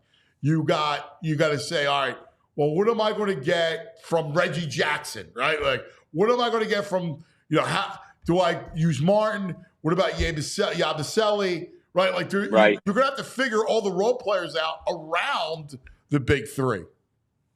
Yeah, and like Eric Gordon, there's a guy that he's got some tread on the tires, right? So now you're using him probably a little more than you want because you're shorthanded. Yeah. And then Kyle Lowry, are you expecting him to start games? Probably not. He's probably, this game he's good, this game he's not, as far as matchups, different things like that. So, yeah, you're probably using some guys more than you want now. But like the Yabusele, I like him. Yeah, I do too. I almost wouldn't mind him starting.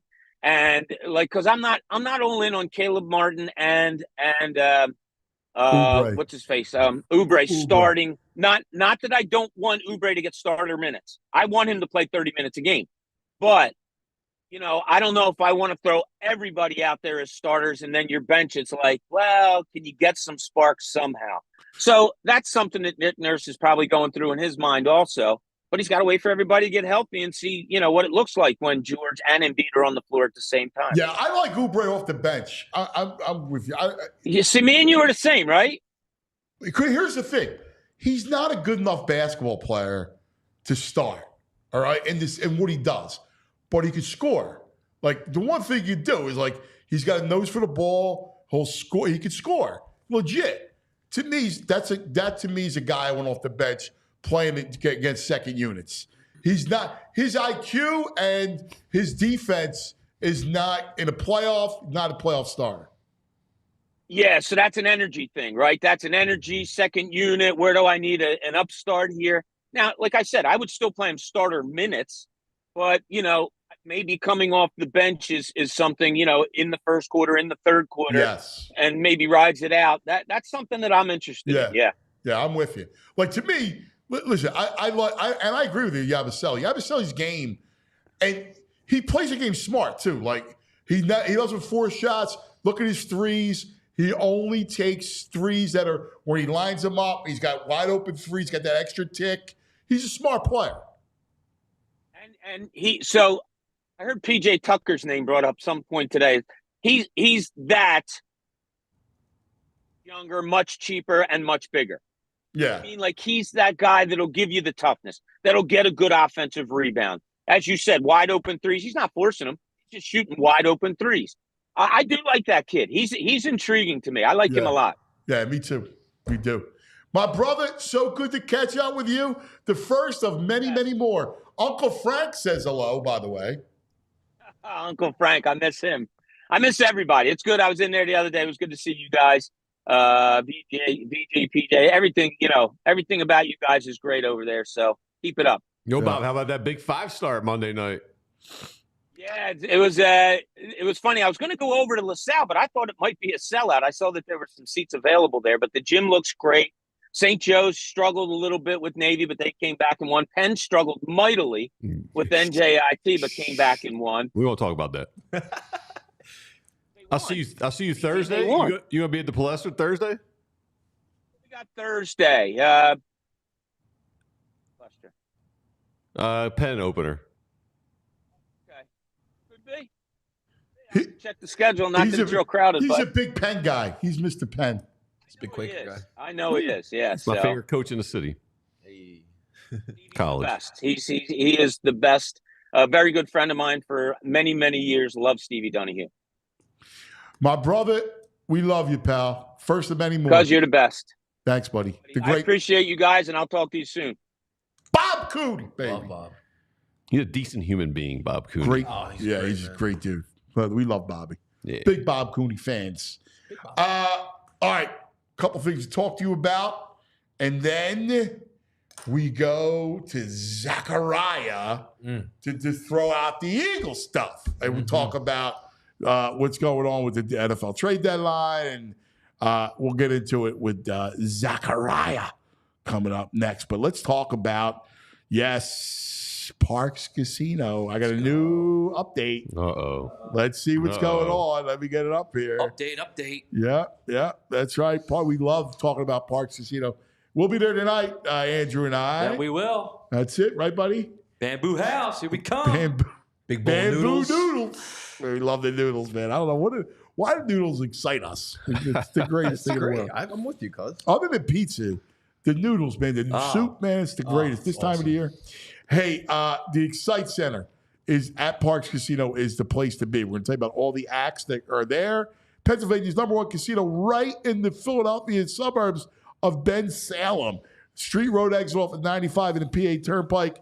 And the Excite Center, 1,500, very intimate, great place to see. 1,500-seat arena where you can see the country's best comedians and musical acts.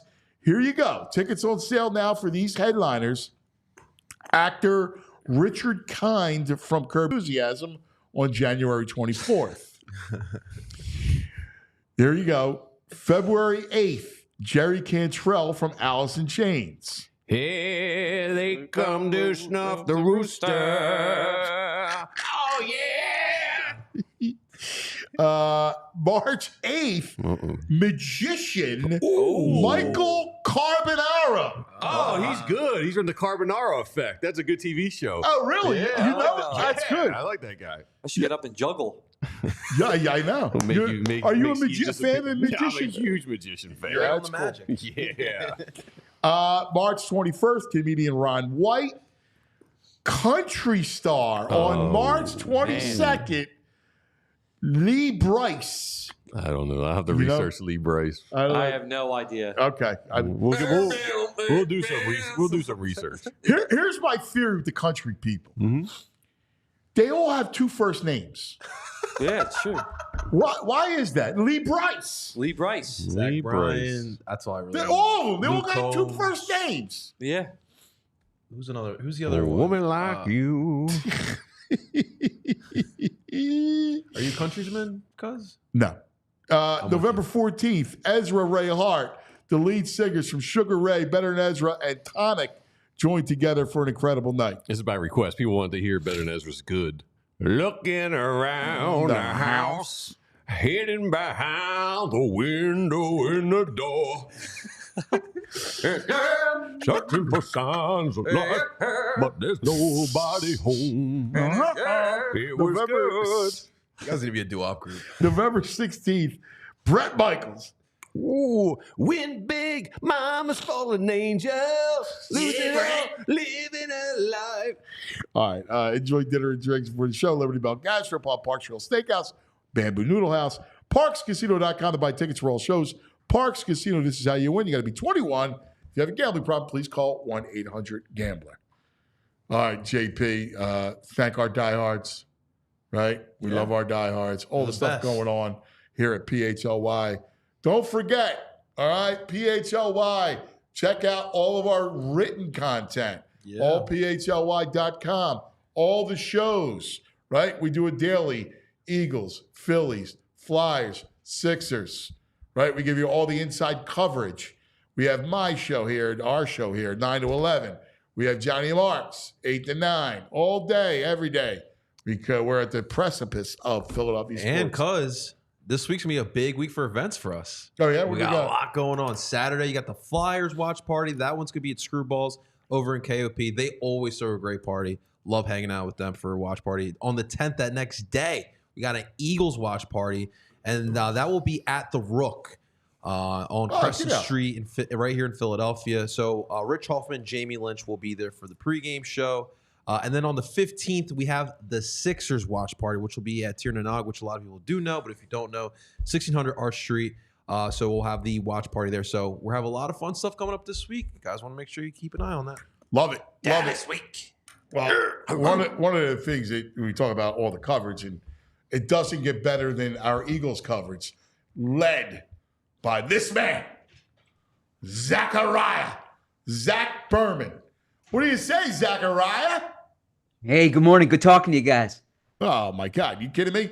So let's go over the trade deadline because it was interesting. Before the show, I was talking to somebody close that knows Eagles stuff very well and in the league.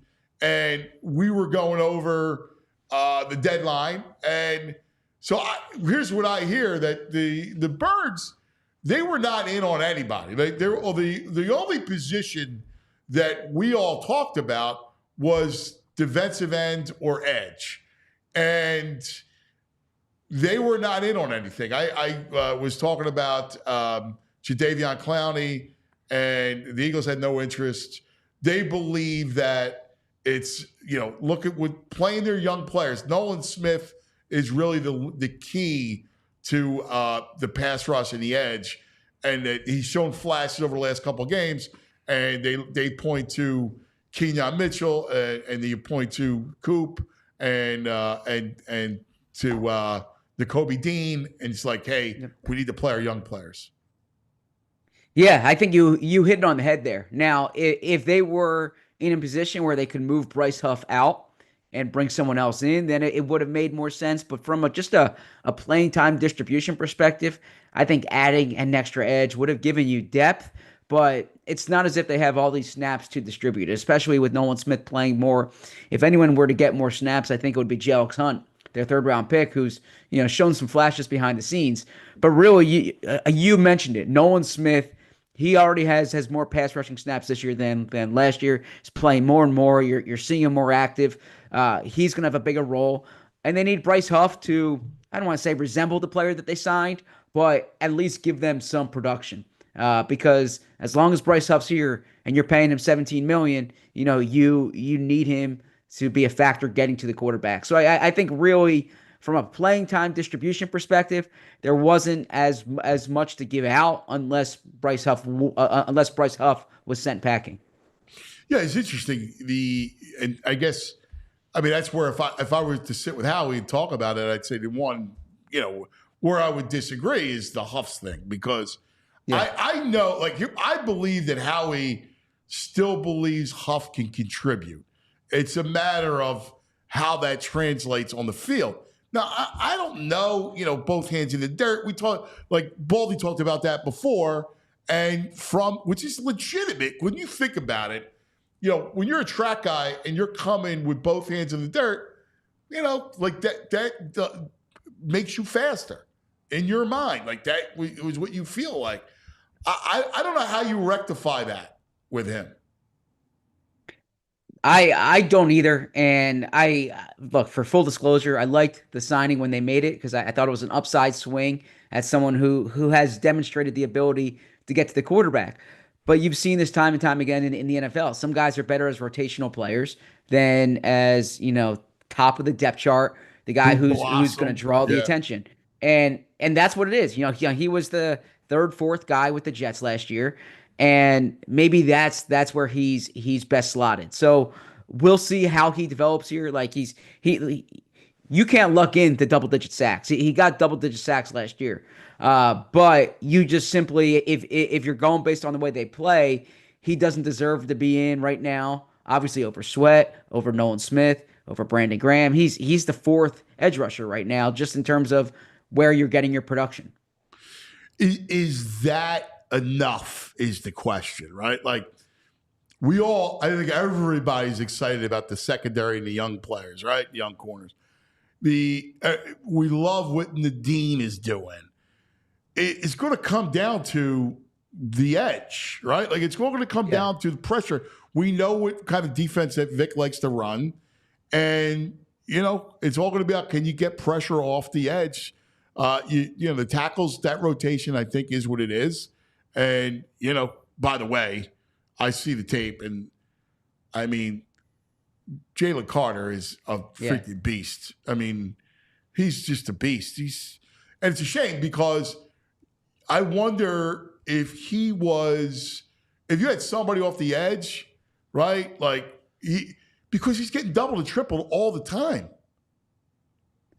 Yeah, you're right. Now, off the edge, I think Sweat's playing real well right now. 5 sacks in 5 games, but he's getting productive pass rushes. Now, the thing with Sweat is we've seen it. He can go into these cold spells as well, and you need to avoid that. So to kind of answer the original question, I don't feel as confident in this pass rush as I did the past 2 years. Hassan Reddick was a money player, and I don't know if they had, Bryce Huff just hasn't shown that yet. But I do think that if you're getting good production from Sweat, you're seeing more from Nolan Smith here, and you're absolutely correct. Jalen Carter, even if it doesn't show up with eye-popping numbers, every play he is a factor, and he allows the guys around him to make a difference. So whether it's Thomas Booker, Moro Ojima, Milton Williams, the other D tackles are going to have a chance to get to the quarterback as well. I just don't have as much confidence in this pass rush as I did the past 2 years. No, I hear you. And to me, it's going to come down to that. Listen, during a good stretch where you're playing teams that you're better than, right?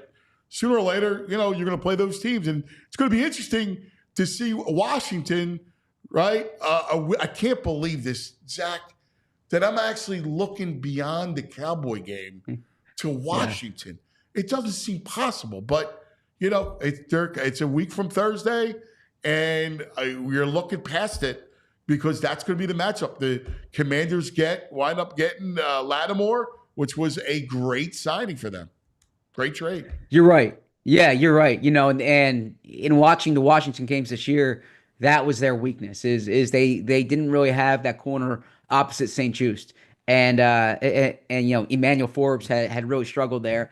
And so you go get Lattimore, who, when he's healthy, and he's been doing some soft tissue stuff, but when he's healthy, he's a legit number one corner.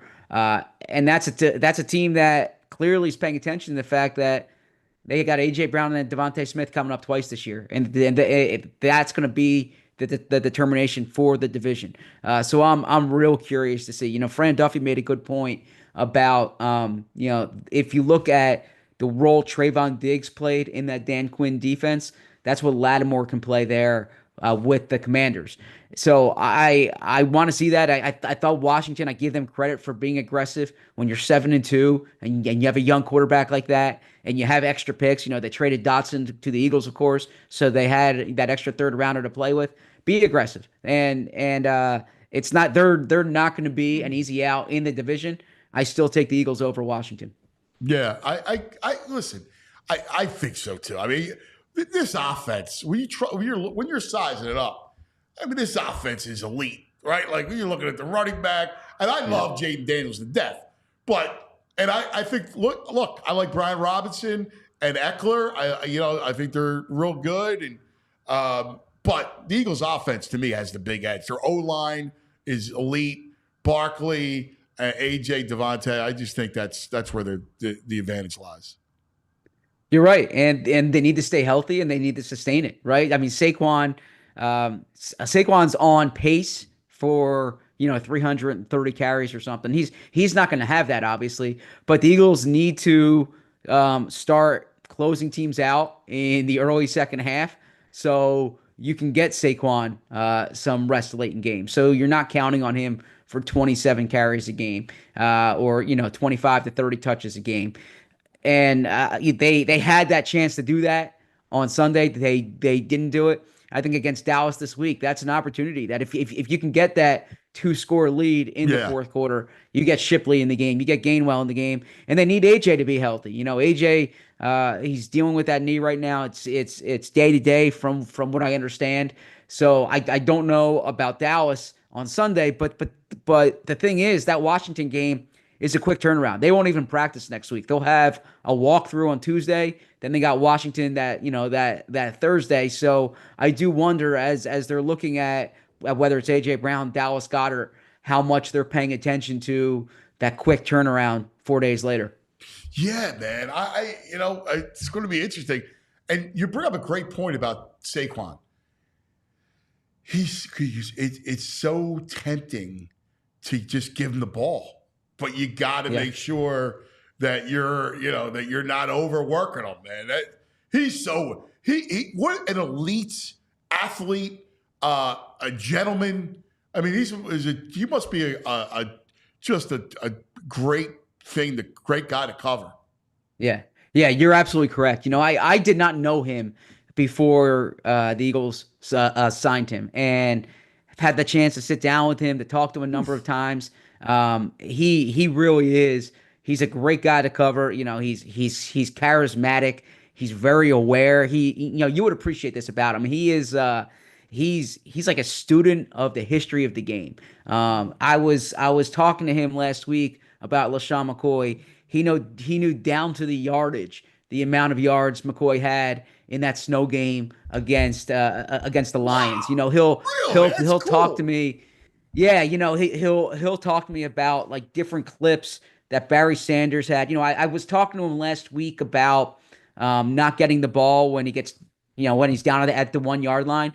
And something he said is that he wants to call LaDainian Tomlinson up because Tomlinson was so good at the goal line situations and really kind of pick Tomlinson's brain about scoring from the 1 yard line if the Eagles kind of go away from the tush push and give him the ball. So I bring that up as like a reference to the fact that he's very aware of football history.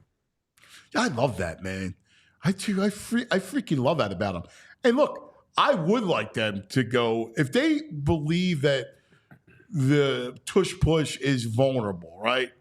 But listen, nobody got as low as Kelsey. And it's hard, right? Like you gotta, like your body, you gotta get low. And it feels like that's where they're most vulnerable when it comes to the tush push. And if they decide to go away with it, I'm much happier going, just give the ball to Saquon.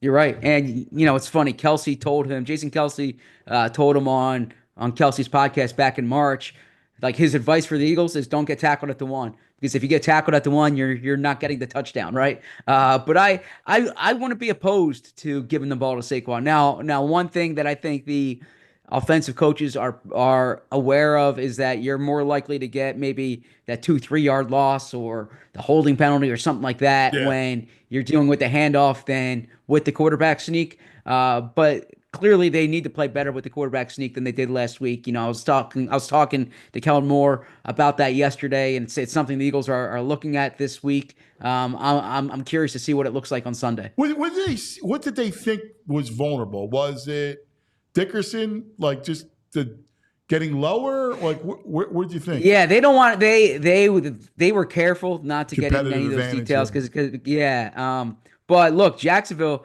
I mean, perhaps it was Doug Peterson's knowledge of kind of what they do.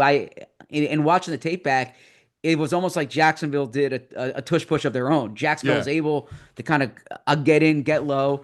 And you kind of saw, even from the first drive when the Eagles were doing it, that they were trying to dress it up. I don't know if they saw something on tape, but they were, they had that penalty on Stoll early on because they were doing all types of motion before it. I wouldn't overthink it. It's a play that's worked. I would trust Jalen, trust your O-line, but it's clearly something teams are tuned into. Yeah, well, the other thing too, like, I mean, when it comes to just a straight up sneak, I mean, the one thing that's undeniable is Jalen's leg power. Yeah, and the amount that he squats, that's all there, right? Like you see how strong he is, but you need your front to get low, and you need your guards to play well there. So I don't think Mailata's absence is as significant as the Not tackle. Although one thing the Eagles have done though this year is they have drifted to the left a little bit more on that play. Now, perhaps that's because you have Dickerson. It's harder for Becton to get low. But it was such a money play for them. Everyone knows it's coming. And the great thing about it is you're able to have this success when the other teams know it's coming. I thought the Eagles got away from it too soon last week. I don't think they should get away from it that soon this week. Yeah. So there was no talk about I know that was being bandied about that maybe they could use another for depth, another running back. That was never in the works, right? I mean, I didn't hear it. Yeah, not so. Yeah, that's not something I heard. Actually, something that I'm hearing is they like Shipley and they think Shipley's a guy who can keep playing more. Dude, I thought the same thing because I heard nothing about running back.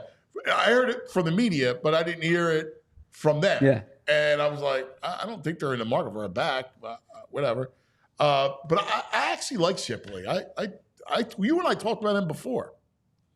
Yeah, and he's a good athlete out of the backfield catching the ball. You've seen that. But I thought even you go to the Bengals game when he was getting some runs there. I was impressed with his vision. He's bigger than maybe some people think too. And look, I haven't been as impressed with Gainwell. I thought a costly play for the Eagles was that 3rd and 2 when they put Gainwell in there. Gainwell didn't get it. I need to see more from Gainwell. It wouldn't surprise me if Shipley starts pushing for that. I agree. What is the love with Gainwell? I don't get How does he stick around? Here's the thing about Gainwell. He doesn't do anything special. No. He's not power. He's not speed. He's not some great pass catcher. He's serviceable. Pick up a blitz for you. But he doesn't do anything special. Yeah, no, you're right, and I am curious to see if something were to happen to Barkley, who would be the guy that they lean on. I mean, I think Shipley's been. I like Shipley this summer. And I'd be curious to see Shipley out there. He looks quick out there. Shipley. He does exactly. Yeah. I feel I'm completely with you. Hey, so what did you talk to anybody in Dallas? What in the world was that move? Going Mingo, giving up a 4th round pick, I was blown away. I like Mingo at Mississippi, but again, I was talking about it before. There's a tree. It's like a mango tree. It's a mingo tree. And there's a lot of those receivers that are 6'4". They're basketball guys who can post up for you. Yeah. Yeah, Dallas has traditionally been a height, weight, speed team, especially at that position. What it sounds like is that's someone that they had a high draft grade on. You're looking at like 15 months ago now.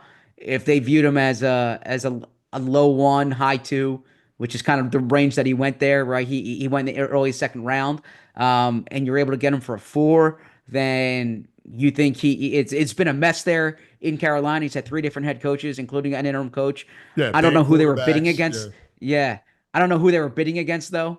Now you saw in Philly, the Eagles did that with Dotson. Dotson was, the Eagles gave a 3rd for Dotson. Dotson was more successful in his 2 years than Mingo's been in this year and a half for sure. But typically when you have a guy that young on a rookie deal, teams go back to their draft grades as much as they do the film from the NFL. Yeah, no, it's true. What do you got on tap today, buddy? Yeah, so I'll be at the facility. Nick speaks around noon. I have practice at 2:10. Jalen and the locker room about an hour and a half thereafter. It's Jamie Lynch and Rich Hoffman in studio at 2 o'clock for the PHLY Eagles show. I will be on about 2 minutes into the show from 2:02 to 2:15 when I have to head to practice. I'll be on from the facility. I think Vinny Curry's on at 2:40. And so we'll be talking Eagles Cowboys. Love it. Love it, buddy. All right, great stuff. Great work on the deadline as always. You slay it, buddy. Thanks, brother. Appreciate it. Talk to you guys soon. Zachariah.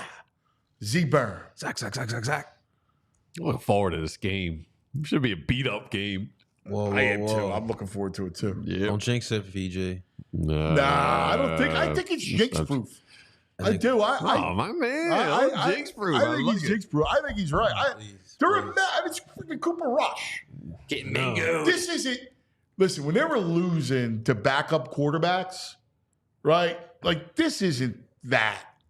This defense is buttoned up. Those kids make a difference. I wouldn't feel this way if not for Cooper DeJean and Quinyon Mitchell.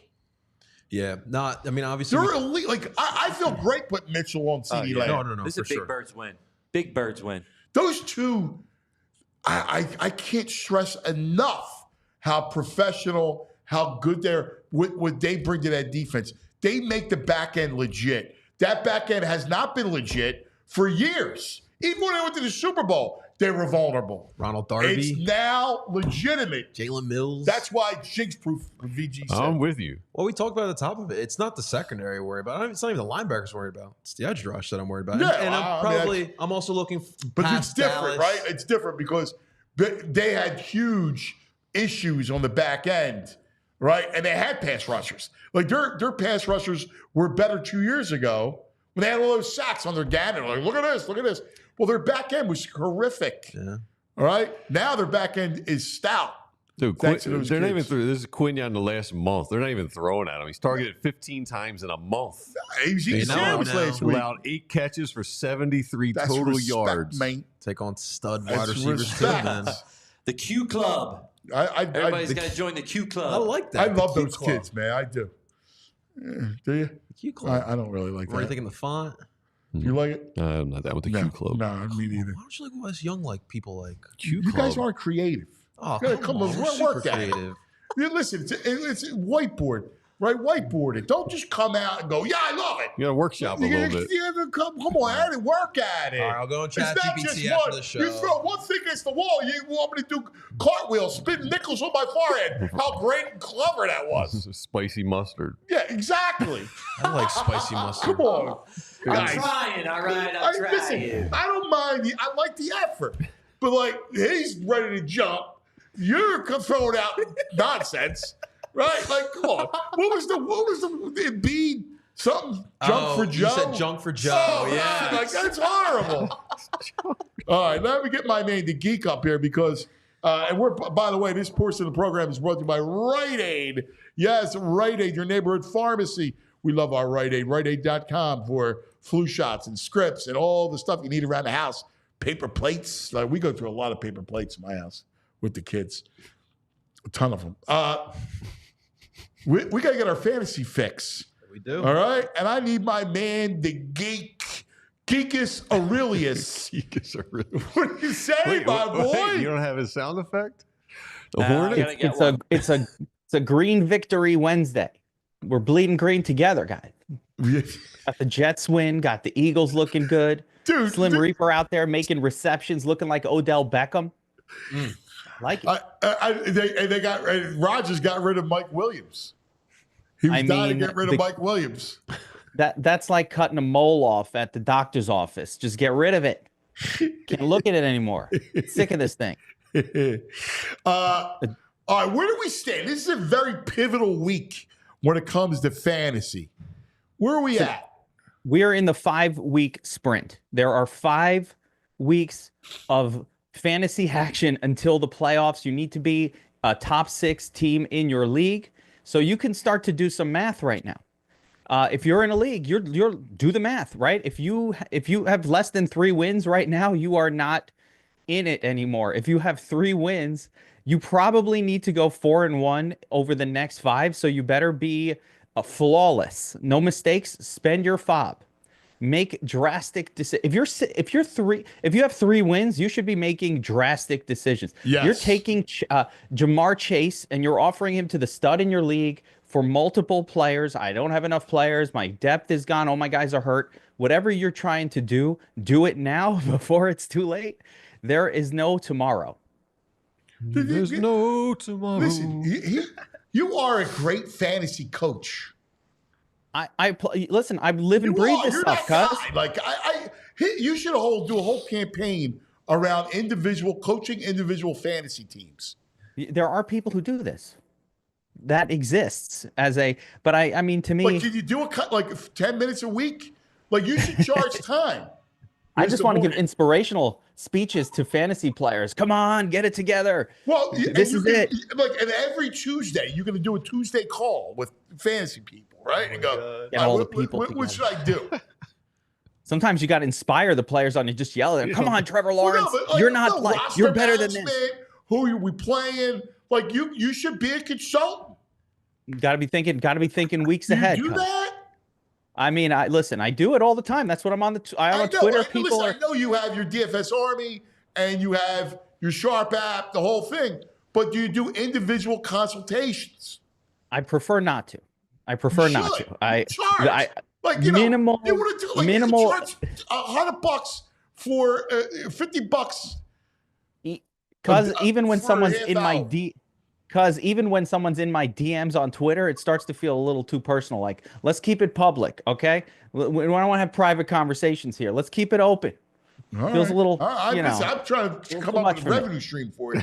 I think it's a good idea. Even if you did you $10, 5 minutes. Maybe like Rocky, $5. People would pay that. $20, 10 minutes. People would definitely. You know what's pay better? I'll jump on the Anthony Gargano radio show, and they can listen for free, and you'll get the listeners. Well, and that gives me more happiness. So it's the watcher. It's the digital TV show. And he's got me fired up. I mean, I'm in next to last place with 3 wins, but I'm only a game out of the playoffs. No, I mean, the Geek is ridiculous. I thought I was done, but now I'm getting focused. Yeah, and go all in. Like look at your best player. Prowess. I'm telling you, I got to come up the price point for you. $20, 20 minutes. Because you should have been an agent. I'll tell you what, because $20, 20 minutes. Like, what do you want? All right, what am I going to play this week? Who am I going to pick up? I'm going to propose a trade. What should I propose? Tell me, Geek. And then you're there with the guy. You Zoom with the guy. Bum, bum, bum. He buzzes in, buzzes out. He Venmos you $20. What do you want? Cusbors. I'm going to do it for the price of a cheesecake and a pizza from Angelo's. Ooh. Is that the name of that place? What's the good place in Philly? Angelo's, right? Yes. Yeah. You still haven't taken me there. I'm still waiting for the invitation. I'm going to take you come down and eat cheesesteaks till they come out of your ears. I'm waiting. I need to go I need to go past the line though with cuz we don't wait online. You come down and wait for you. You come down anytime. Straight to the front. Ready to host you. I do have.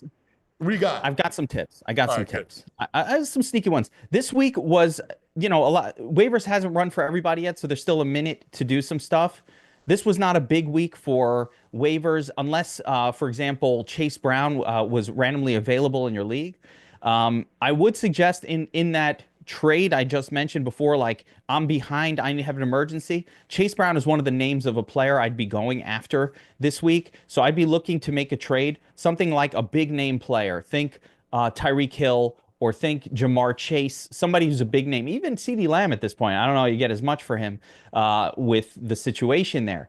But I'm taking him and I'm splitting it up. So I'll take Chase Brown and Terry McLaurin.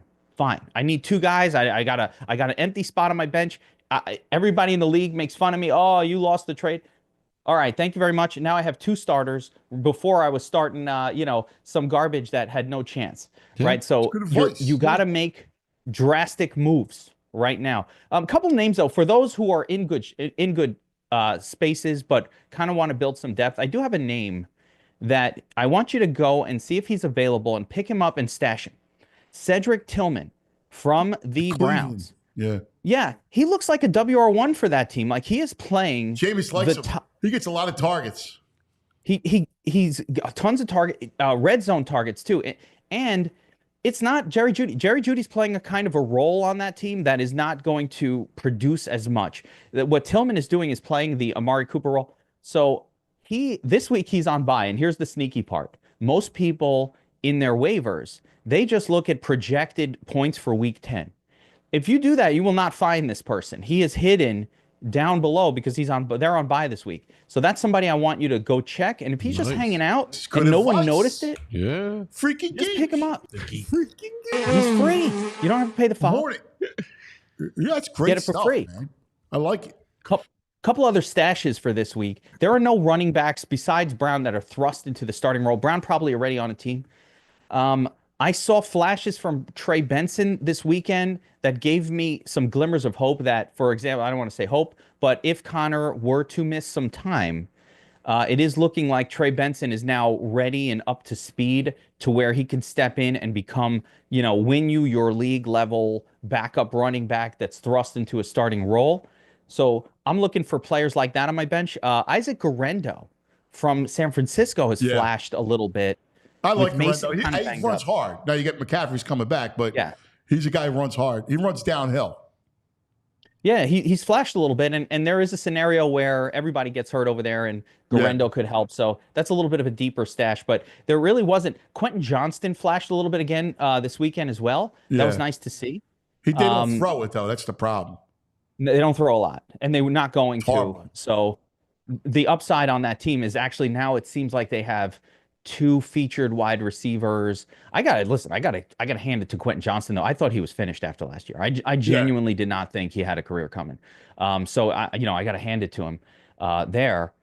And what about my guy Saquon and the reverse hurdle? I've never seen anything like it. Dude, by the way, I mean, it was sick. He's the best. He's the greatest. We freaking love him here. He's unbelievable. As a New Yorker who watched him here and the potential that he had, and you never really saw it realized because of how terrible the Giants are and always are, right? I feel so happy for the guy to see him on a proper offense doing what, like, I feel like we were cheated from Saquon, not really seeing his heroics for his first 4 or 5 years. So really impressed. I love what I'm seeing coming out of the Eagles right now. Offense, it's coming together, and the defense, guys. Defense took a minute. Don't target receivers against the Eagles secondary. Well, it took a minute. They weren't good early in the season. It took them a little bit of time. Wow, they got the other kid in. They have 2 stud picks. Cooper DeJean, who just got in, makes big plays as a slot corner, and Quinyon Mitchell, who is just awesome. We love Regal corner out of nowhere. But Geek, real quick, Demarcus Robinson, Keon Coleman, or Michael Pittman? Oh, starting this week, yep.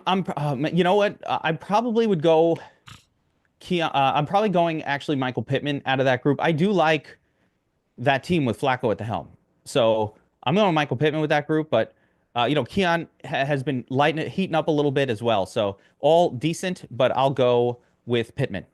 Is Pittman banged up a little bit because what's his name's getting the Downs is getting more looks. You want to hear something correct? Downs is just better. Downs fits Flacco better the style of play. He does. I Flacco, did hear that Pittman's back has been an issue. Yeah. So he's always banged. He's been that guy that's been a little banged up all the time. Hey, anyway, look, sit tight. I just want to thank our diehards. Thank you so much. We love you guys. Huge. All right. All PHLY.com, PHLY, YouTube, subscribe, do the whole thing. We appreciate it. So let's go real quick. Sunday quarterbacks that you like, receivers and running backs. Yeah, let me make sure. But the big game this Sunday, the exciting game is happening between the 49ers and the Bucks.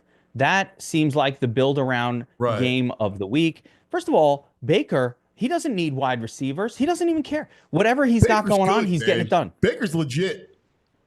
The transformation, he should get comeback player of the year, and he wasn't even gone.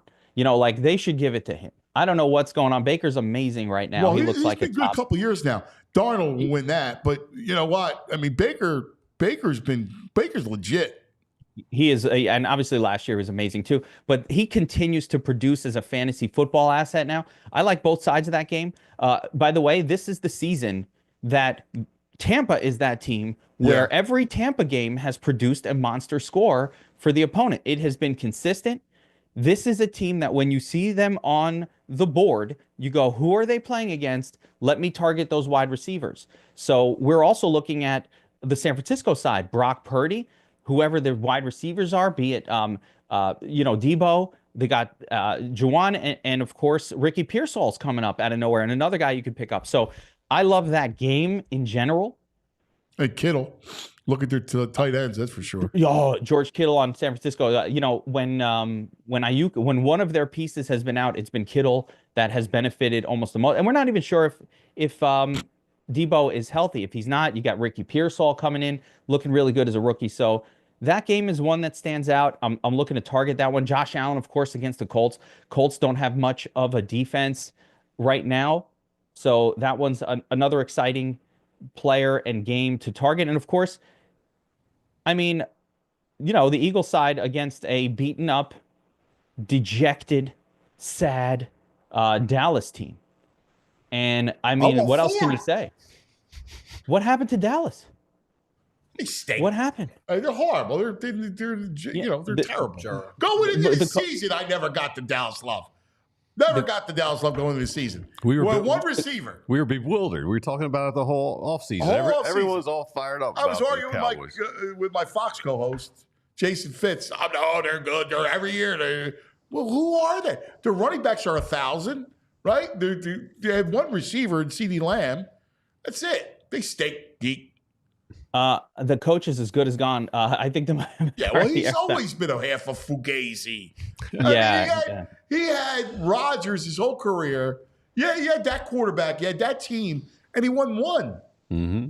And he lost to the Giants on a Hail Mary after going 15-1 at Hail Mary at halftime. He was a 10-point favorite over the Giants in a divisional round game, and he lost it. He stinks, Geekus. There's a reason that teams aren't rushing out to get coaches from the McCarthy tree of coaching, except for the Jets, who thought Nathaniel Hackett was a good idea. That tree's is diseased. It's got beetles. Oh my God! Can we get a Shanahan disciple over here? What's going on? Yeah, they're horrible. Enough. So a fun week for DFS.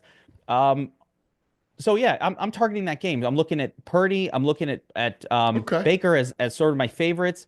We go right back to Saquon at running back again this week. This and every week. I mean, oh my goodness, Saquon going to crush it here, right? So he looks really exciting. I also don't mind DeAndre Swift at the lower end of sort of the salary spectrum going up against the Patriots. I think maybe Chicago can bounce back a little bit from their debacle. Aaron Jones is another one going up against the Jaguars. Jaguars not a good team against the run. So I like a couple of those spots here this week. Love it. Geekus. Okay, great I got stuff. one more from the chat. For a flex, Bucky Irving or Ricky Pearsall? Bucky. I think I'm going Bucky, yeah. I like Pearsall's a little too risky. Yeah. A little too risky. Bucky's going to get those carries. Not, he's not the starter, but he'll get receptions and carries. He seems to be 50-50 at this point with White. So, yeah, I'll go Bucky there. Check out dfsarmy.com, the Sharp app, all the stuff that Geek has. He's got it all your tools. And you can charge him. You can use $20, $40 an hour. I'll look at your fantasy team and give you my thoughts. Yeah, $20 for 20 minutes. Yeah, what did I say? I sold myself too short, 40 an hour. How about $40 for 10 minutes? $20. See, Geek, now you get a little too greedy. You're not even. Wait, I mean, $10, 10 minutes. Come on. $60. We want $20, 10 minutes. I mean, that seems fair. $2 a minute. I think. Listen, there's inflation, right? So you might at $2 a minute, I'll also give you your horoscope. I can tell I could read the cards for you if you want. $2 a minute. I like it. We're gonna get a phone line, cuz we get a phone line. Yeah. Where it was just rings and it's charging $2 a minute. Fantasy advice. What do you need? Yeah. That's brilliant. Perfect. The Hornet. Give me the Hornet sound. There he is. I feel like we just discovered a business from 1980. Yes. That's right. Digitally now we're different. We love you, buddy. You're so much fun, and you are Geekus Aurelius. Thanks, pal. Is he the Green Hornet over there? He is the Green Hornet. He's a bug. Constantly looks like a bug. Well, he had the glasses. He looks like a bug. Yeah, he's a good sport. Yeah, he is good people. Yeah. All right, that's going to do it for us. What do we got tonight? We got Sixers, Clippers. We also got back. Oh, how could I forget? Thank you, BG's JP. vocals. We're going back. We're going back. We're going back. Back in the day with Rite Aid. Yeah! All right, so because obviously one of the storylines is Joel Embiid suspension. You talked about it with Bob Cooney earlier. The Sixers just always had messes. So I thought I'd look back at the last significant suspension. So we're going to go back to 2022. Mr. Ben Simmons, if you guys remember, was a the cell mess. phone. Yeah, so he got suspended for one game for contact detrimental. Look at the intensity. That's a player He's not there. even moving his arms. That's a player there. Standing upright. He's got a cell phone in his pocket. So I just have one question. Now, because you've obviously followed God, this I hate team. You followed this team for a long time. Mother. But that situation, that had to have been one of the wildest situations you ever seen with that team. Oh, right? dude, I got to talk to Bob. There's been a million of them things. Yeah, I don't even know that's a while. There's so many. A million of them. Star player just loses it. Dude, Uses the mental health card. You've seen T.O. doing the sit-ups. I mean, we've endured our share of high drama.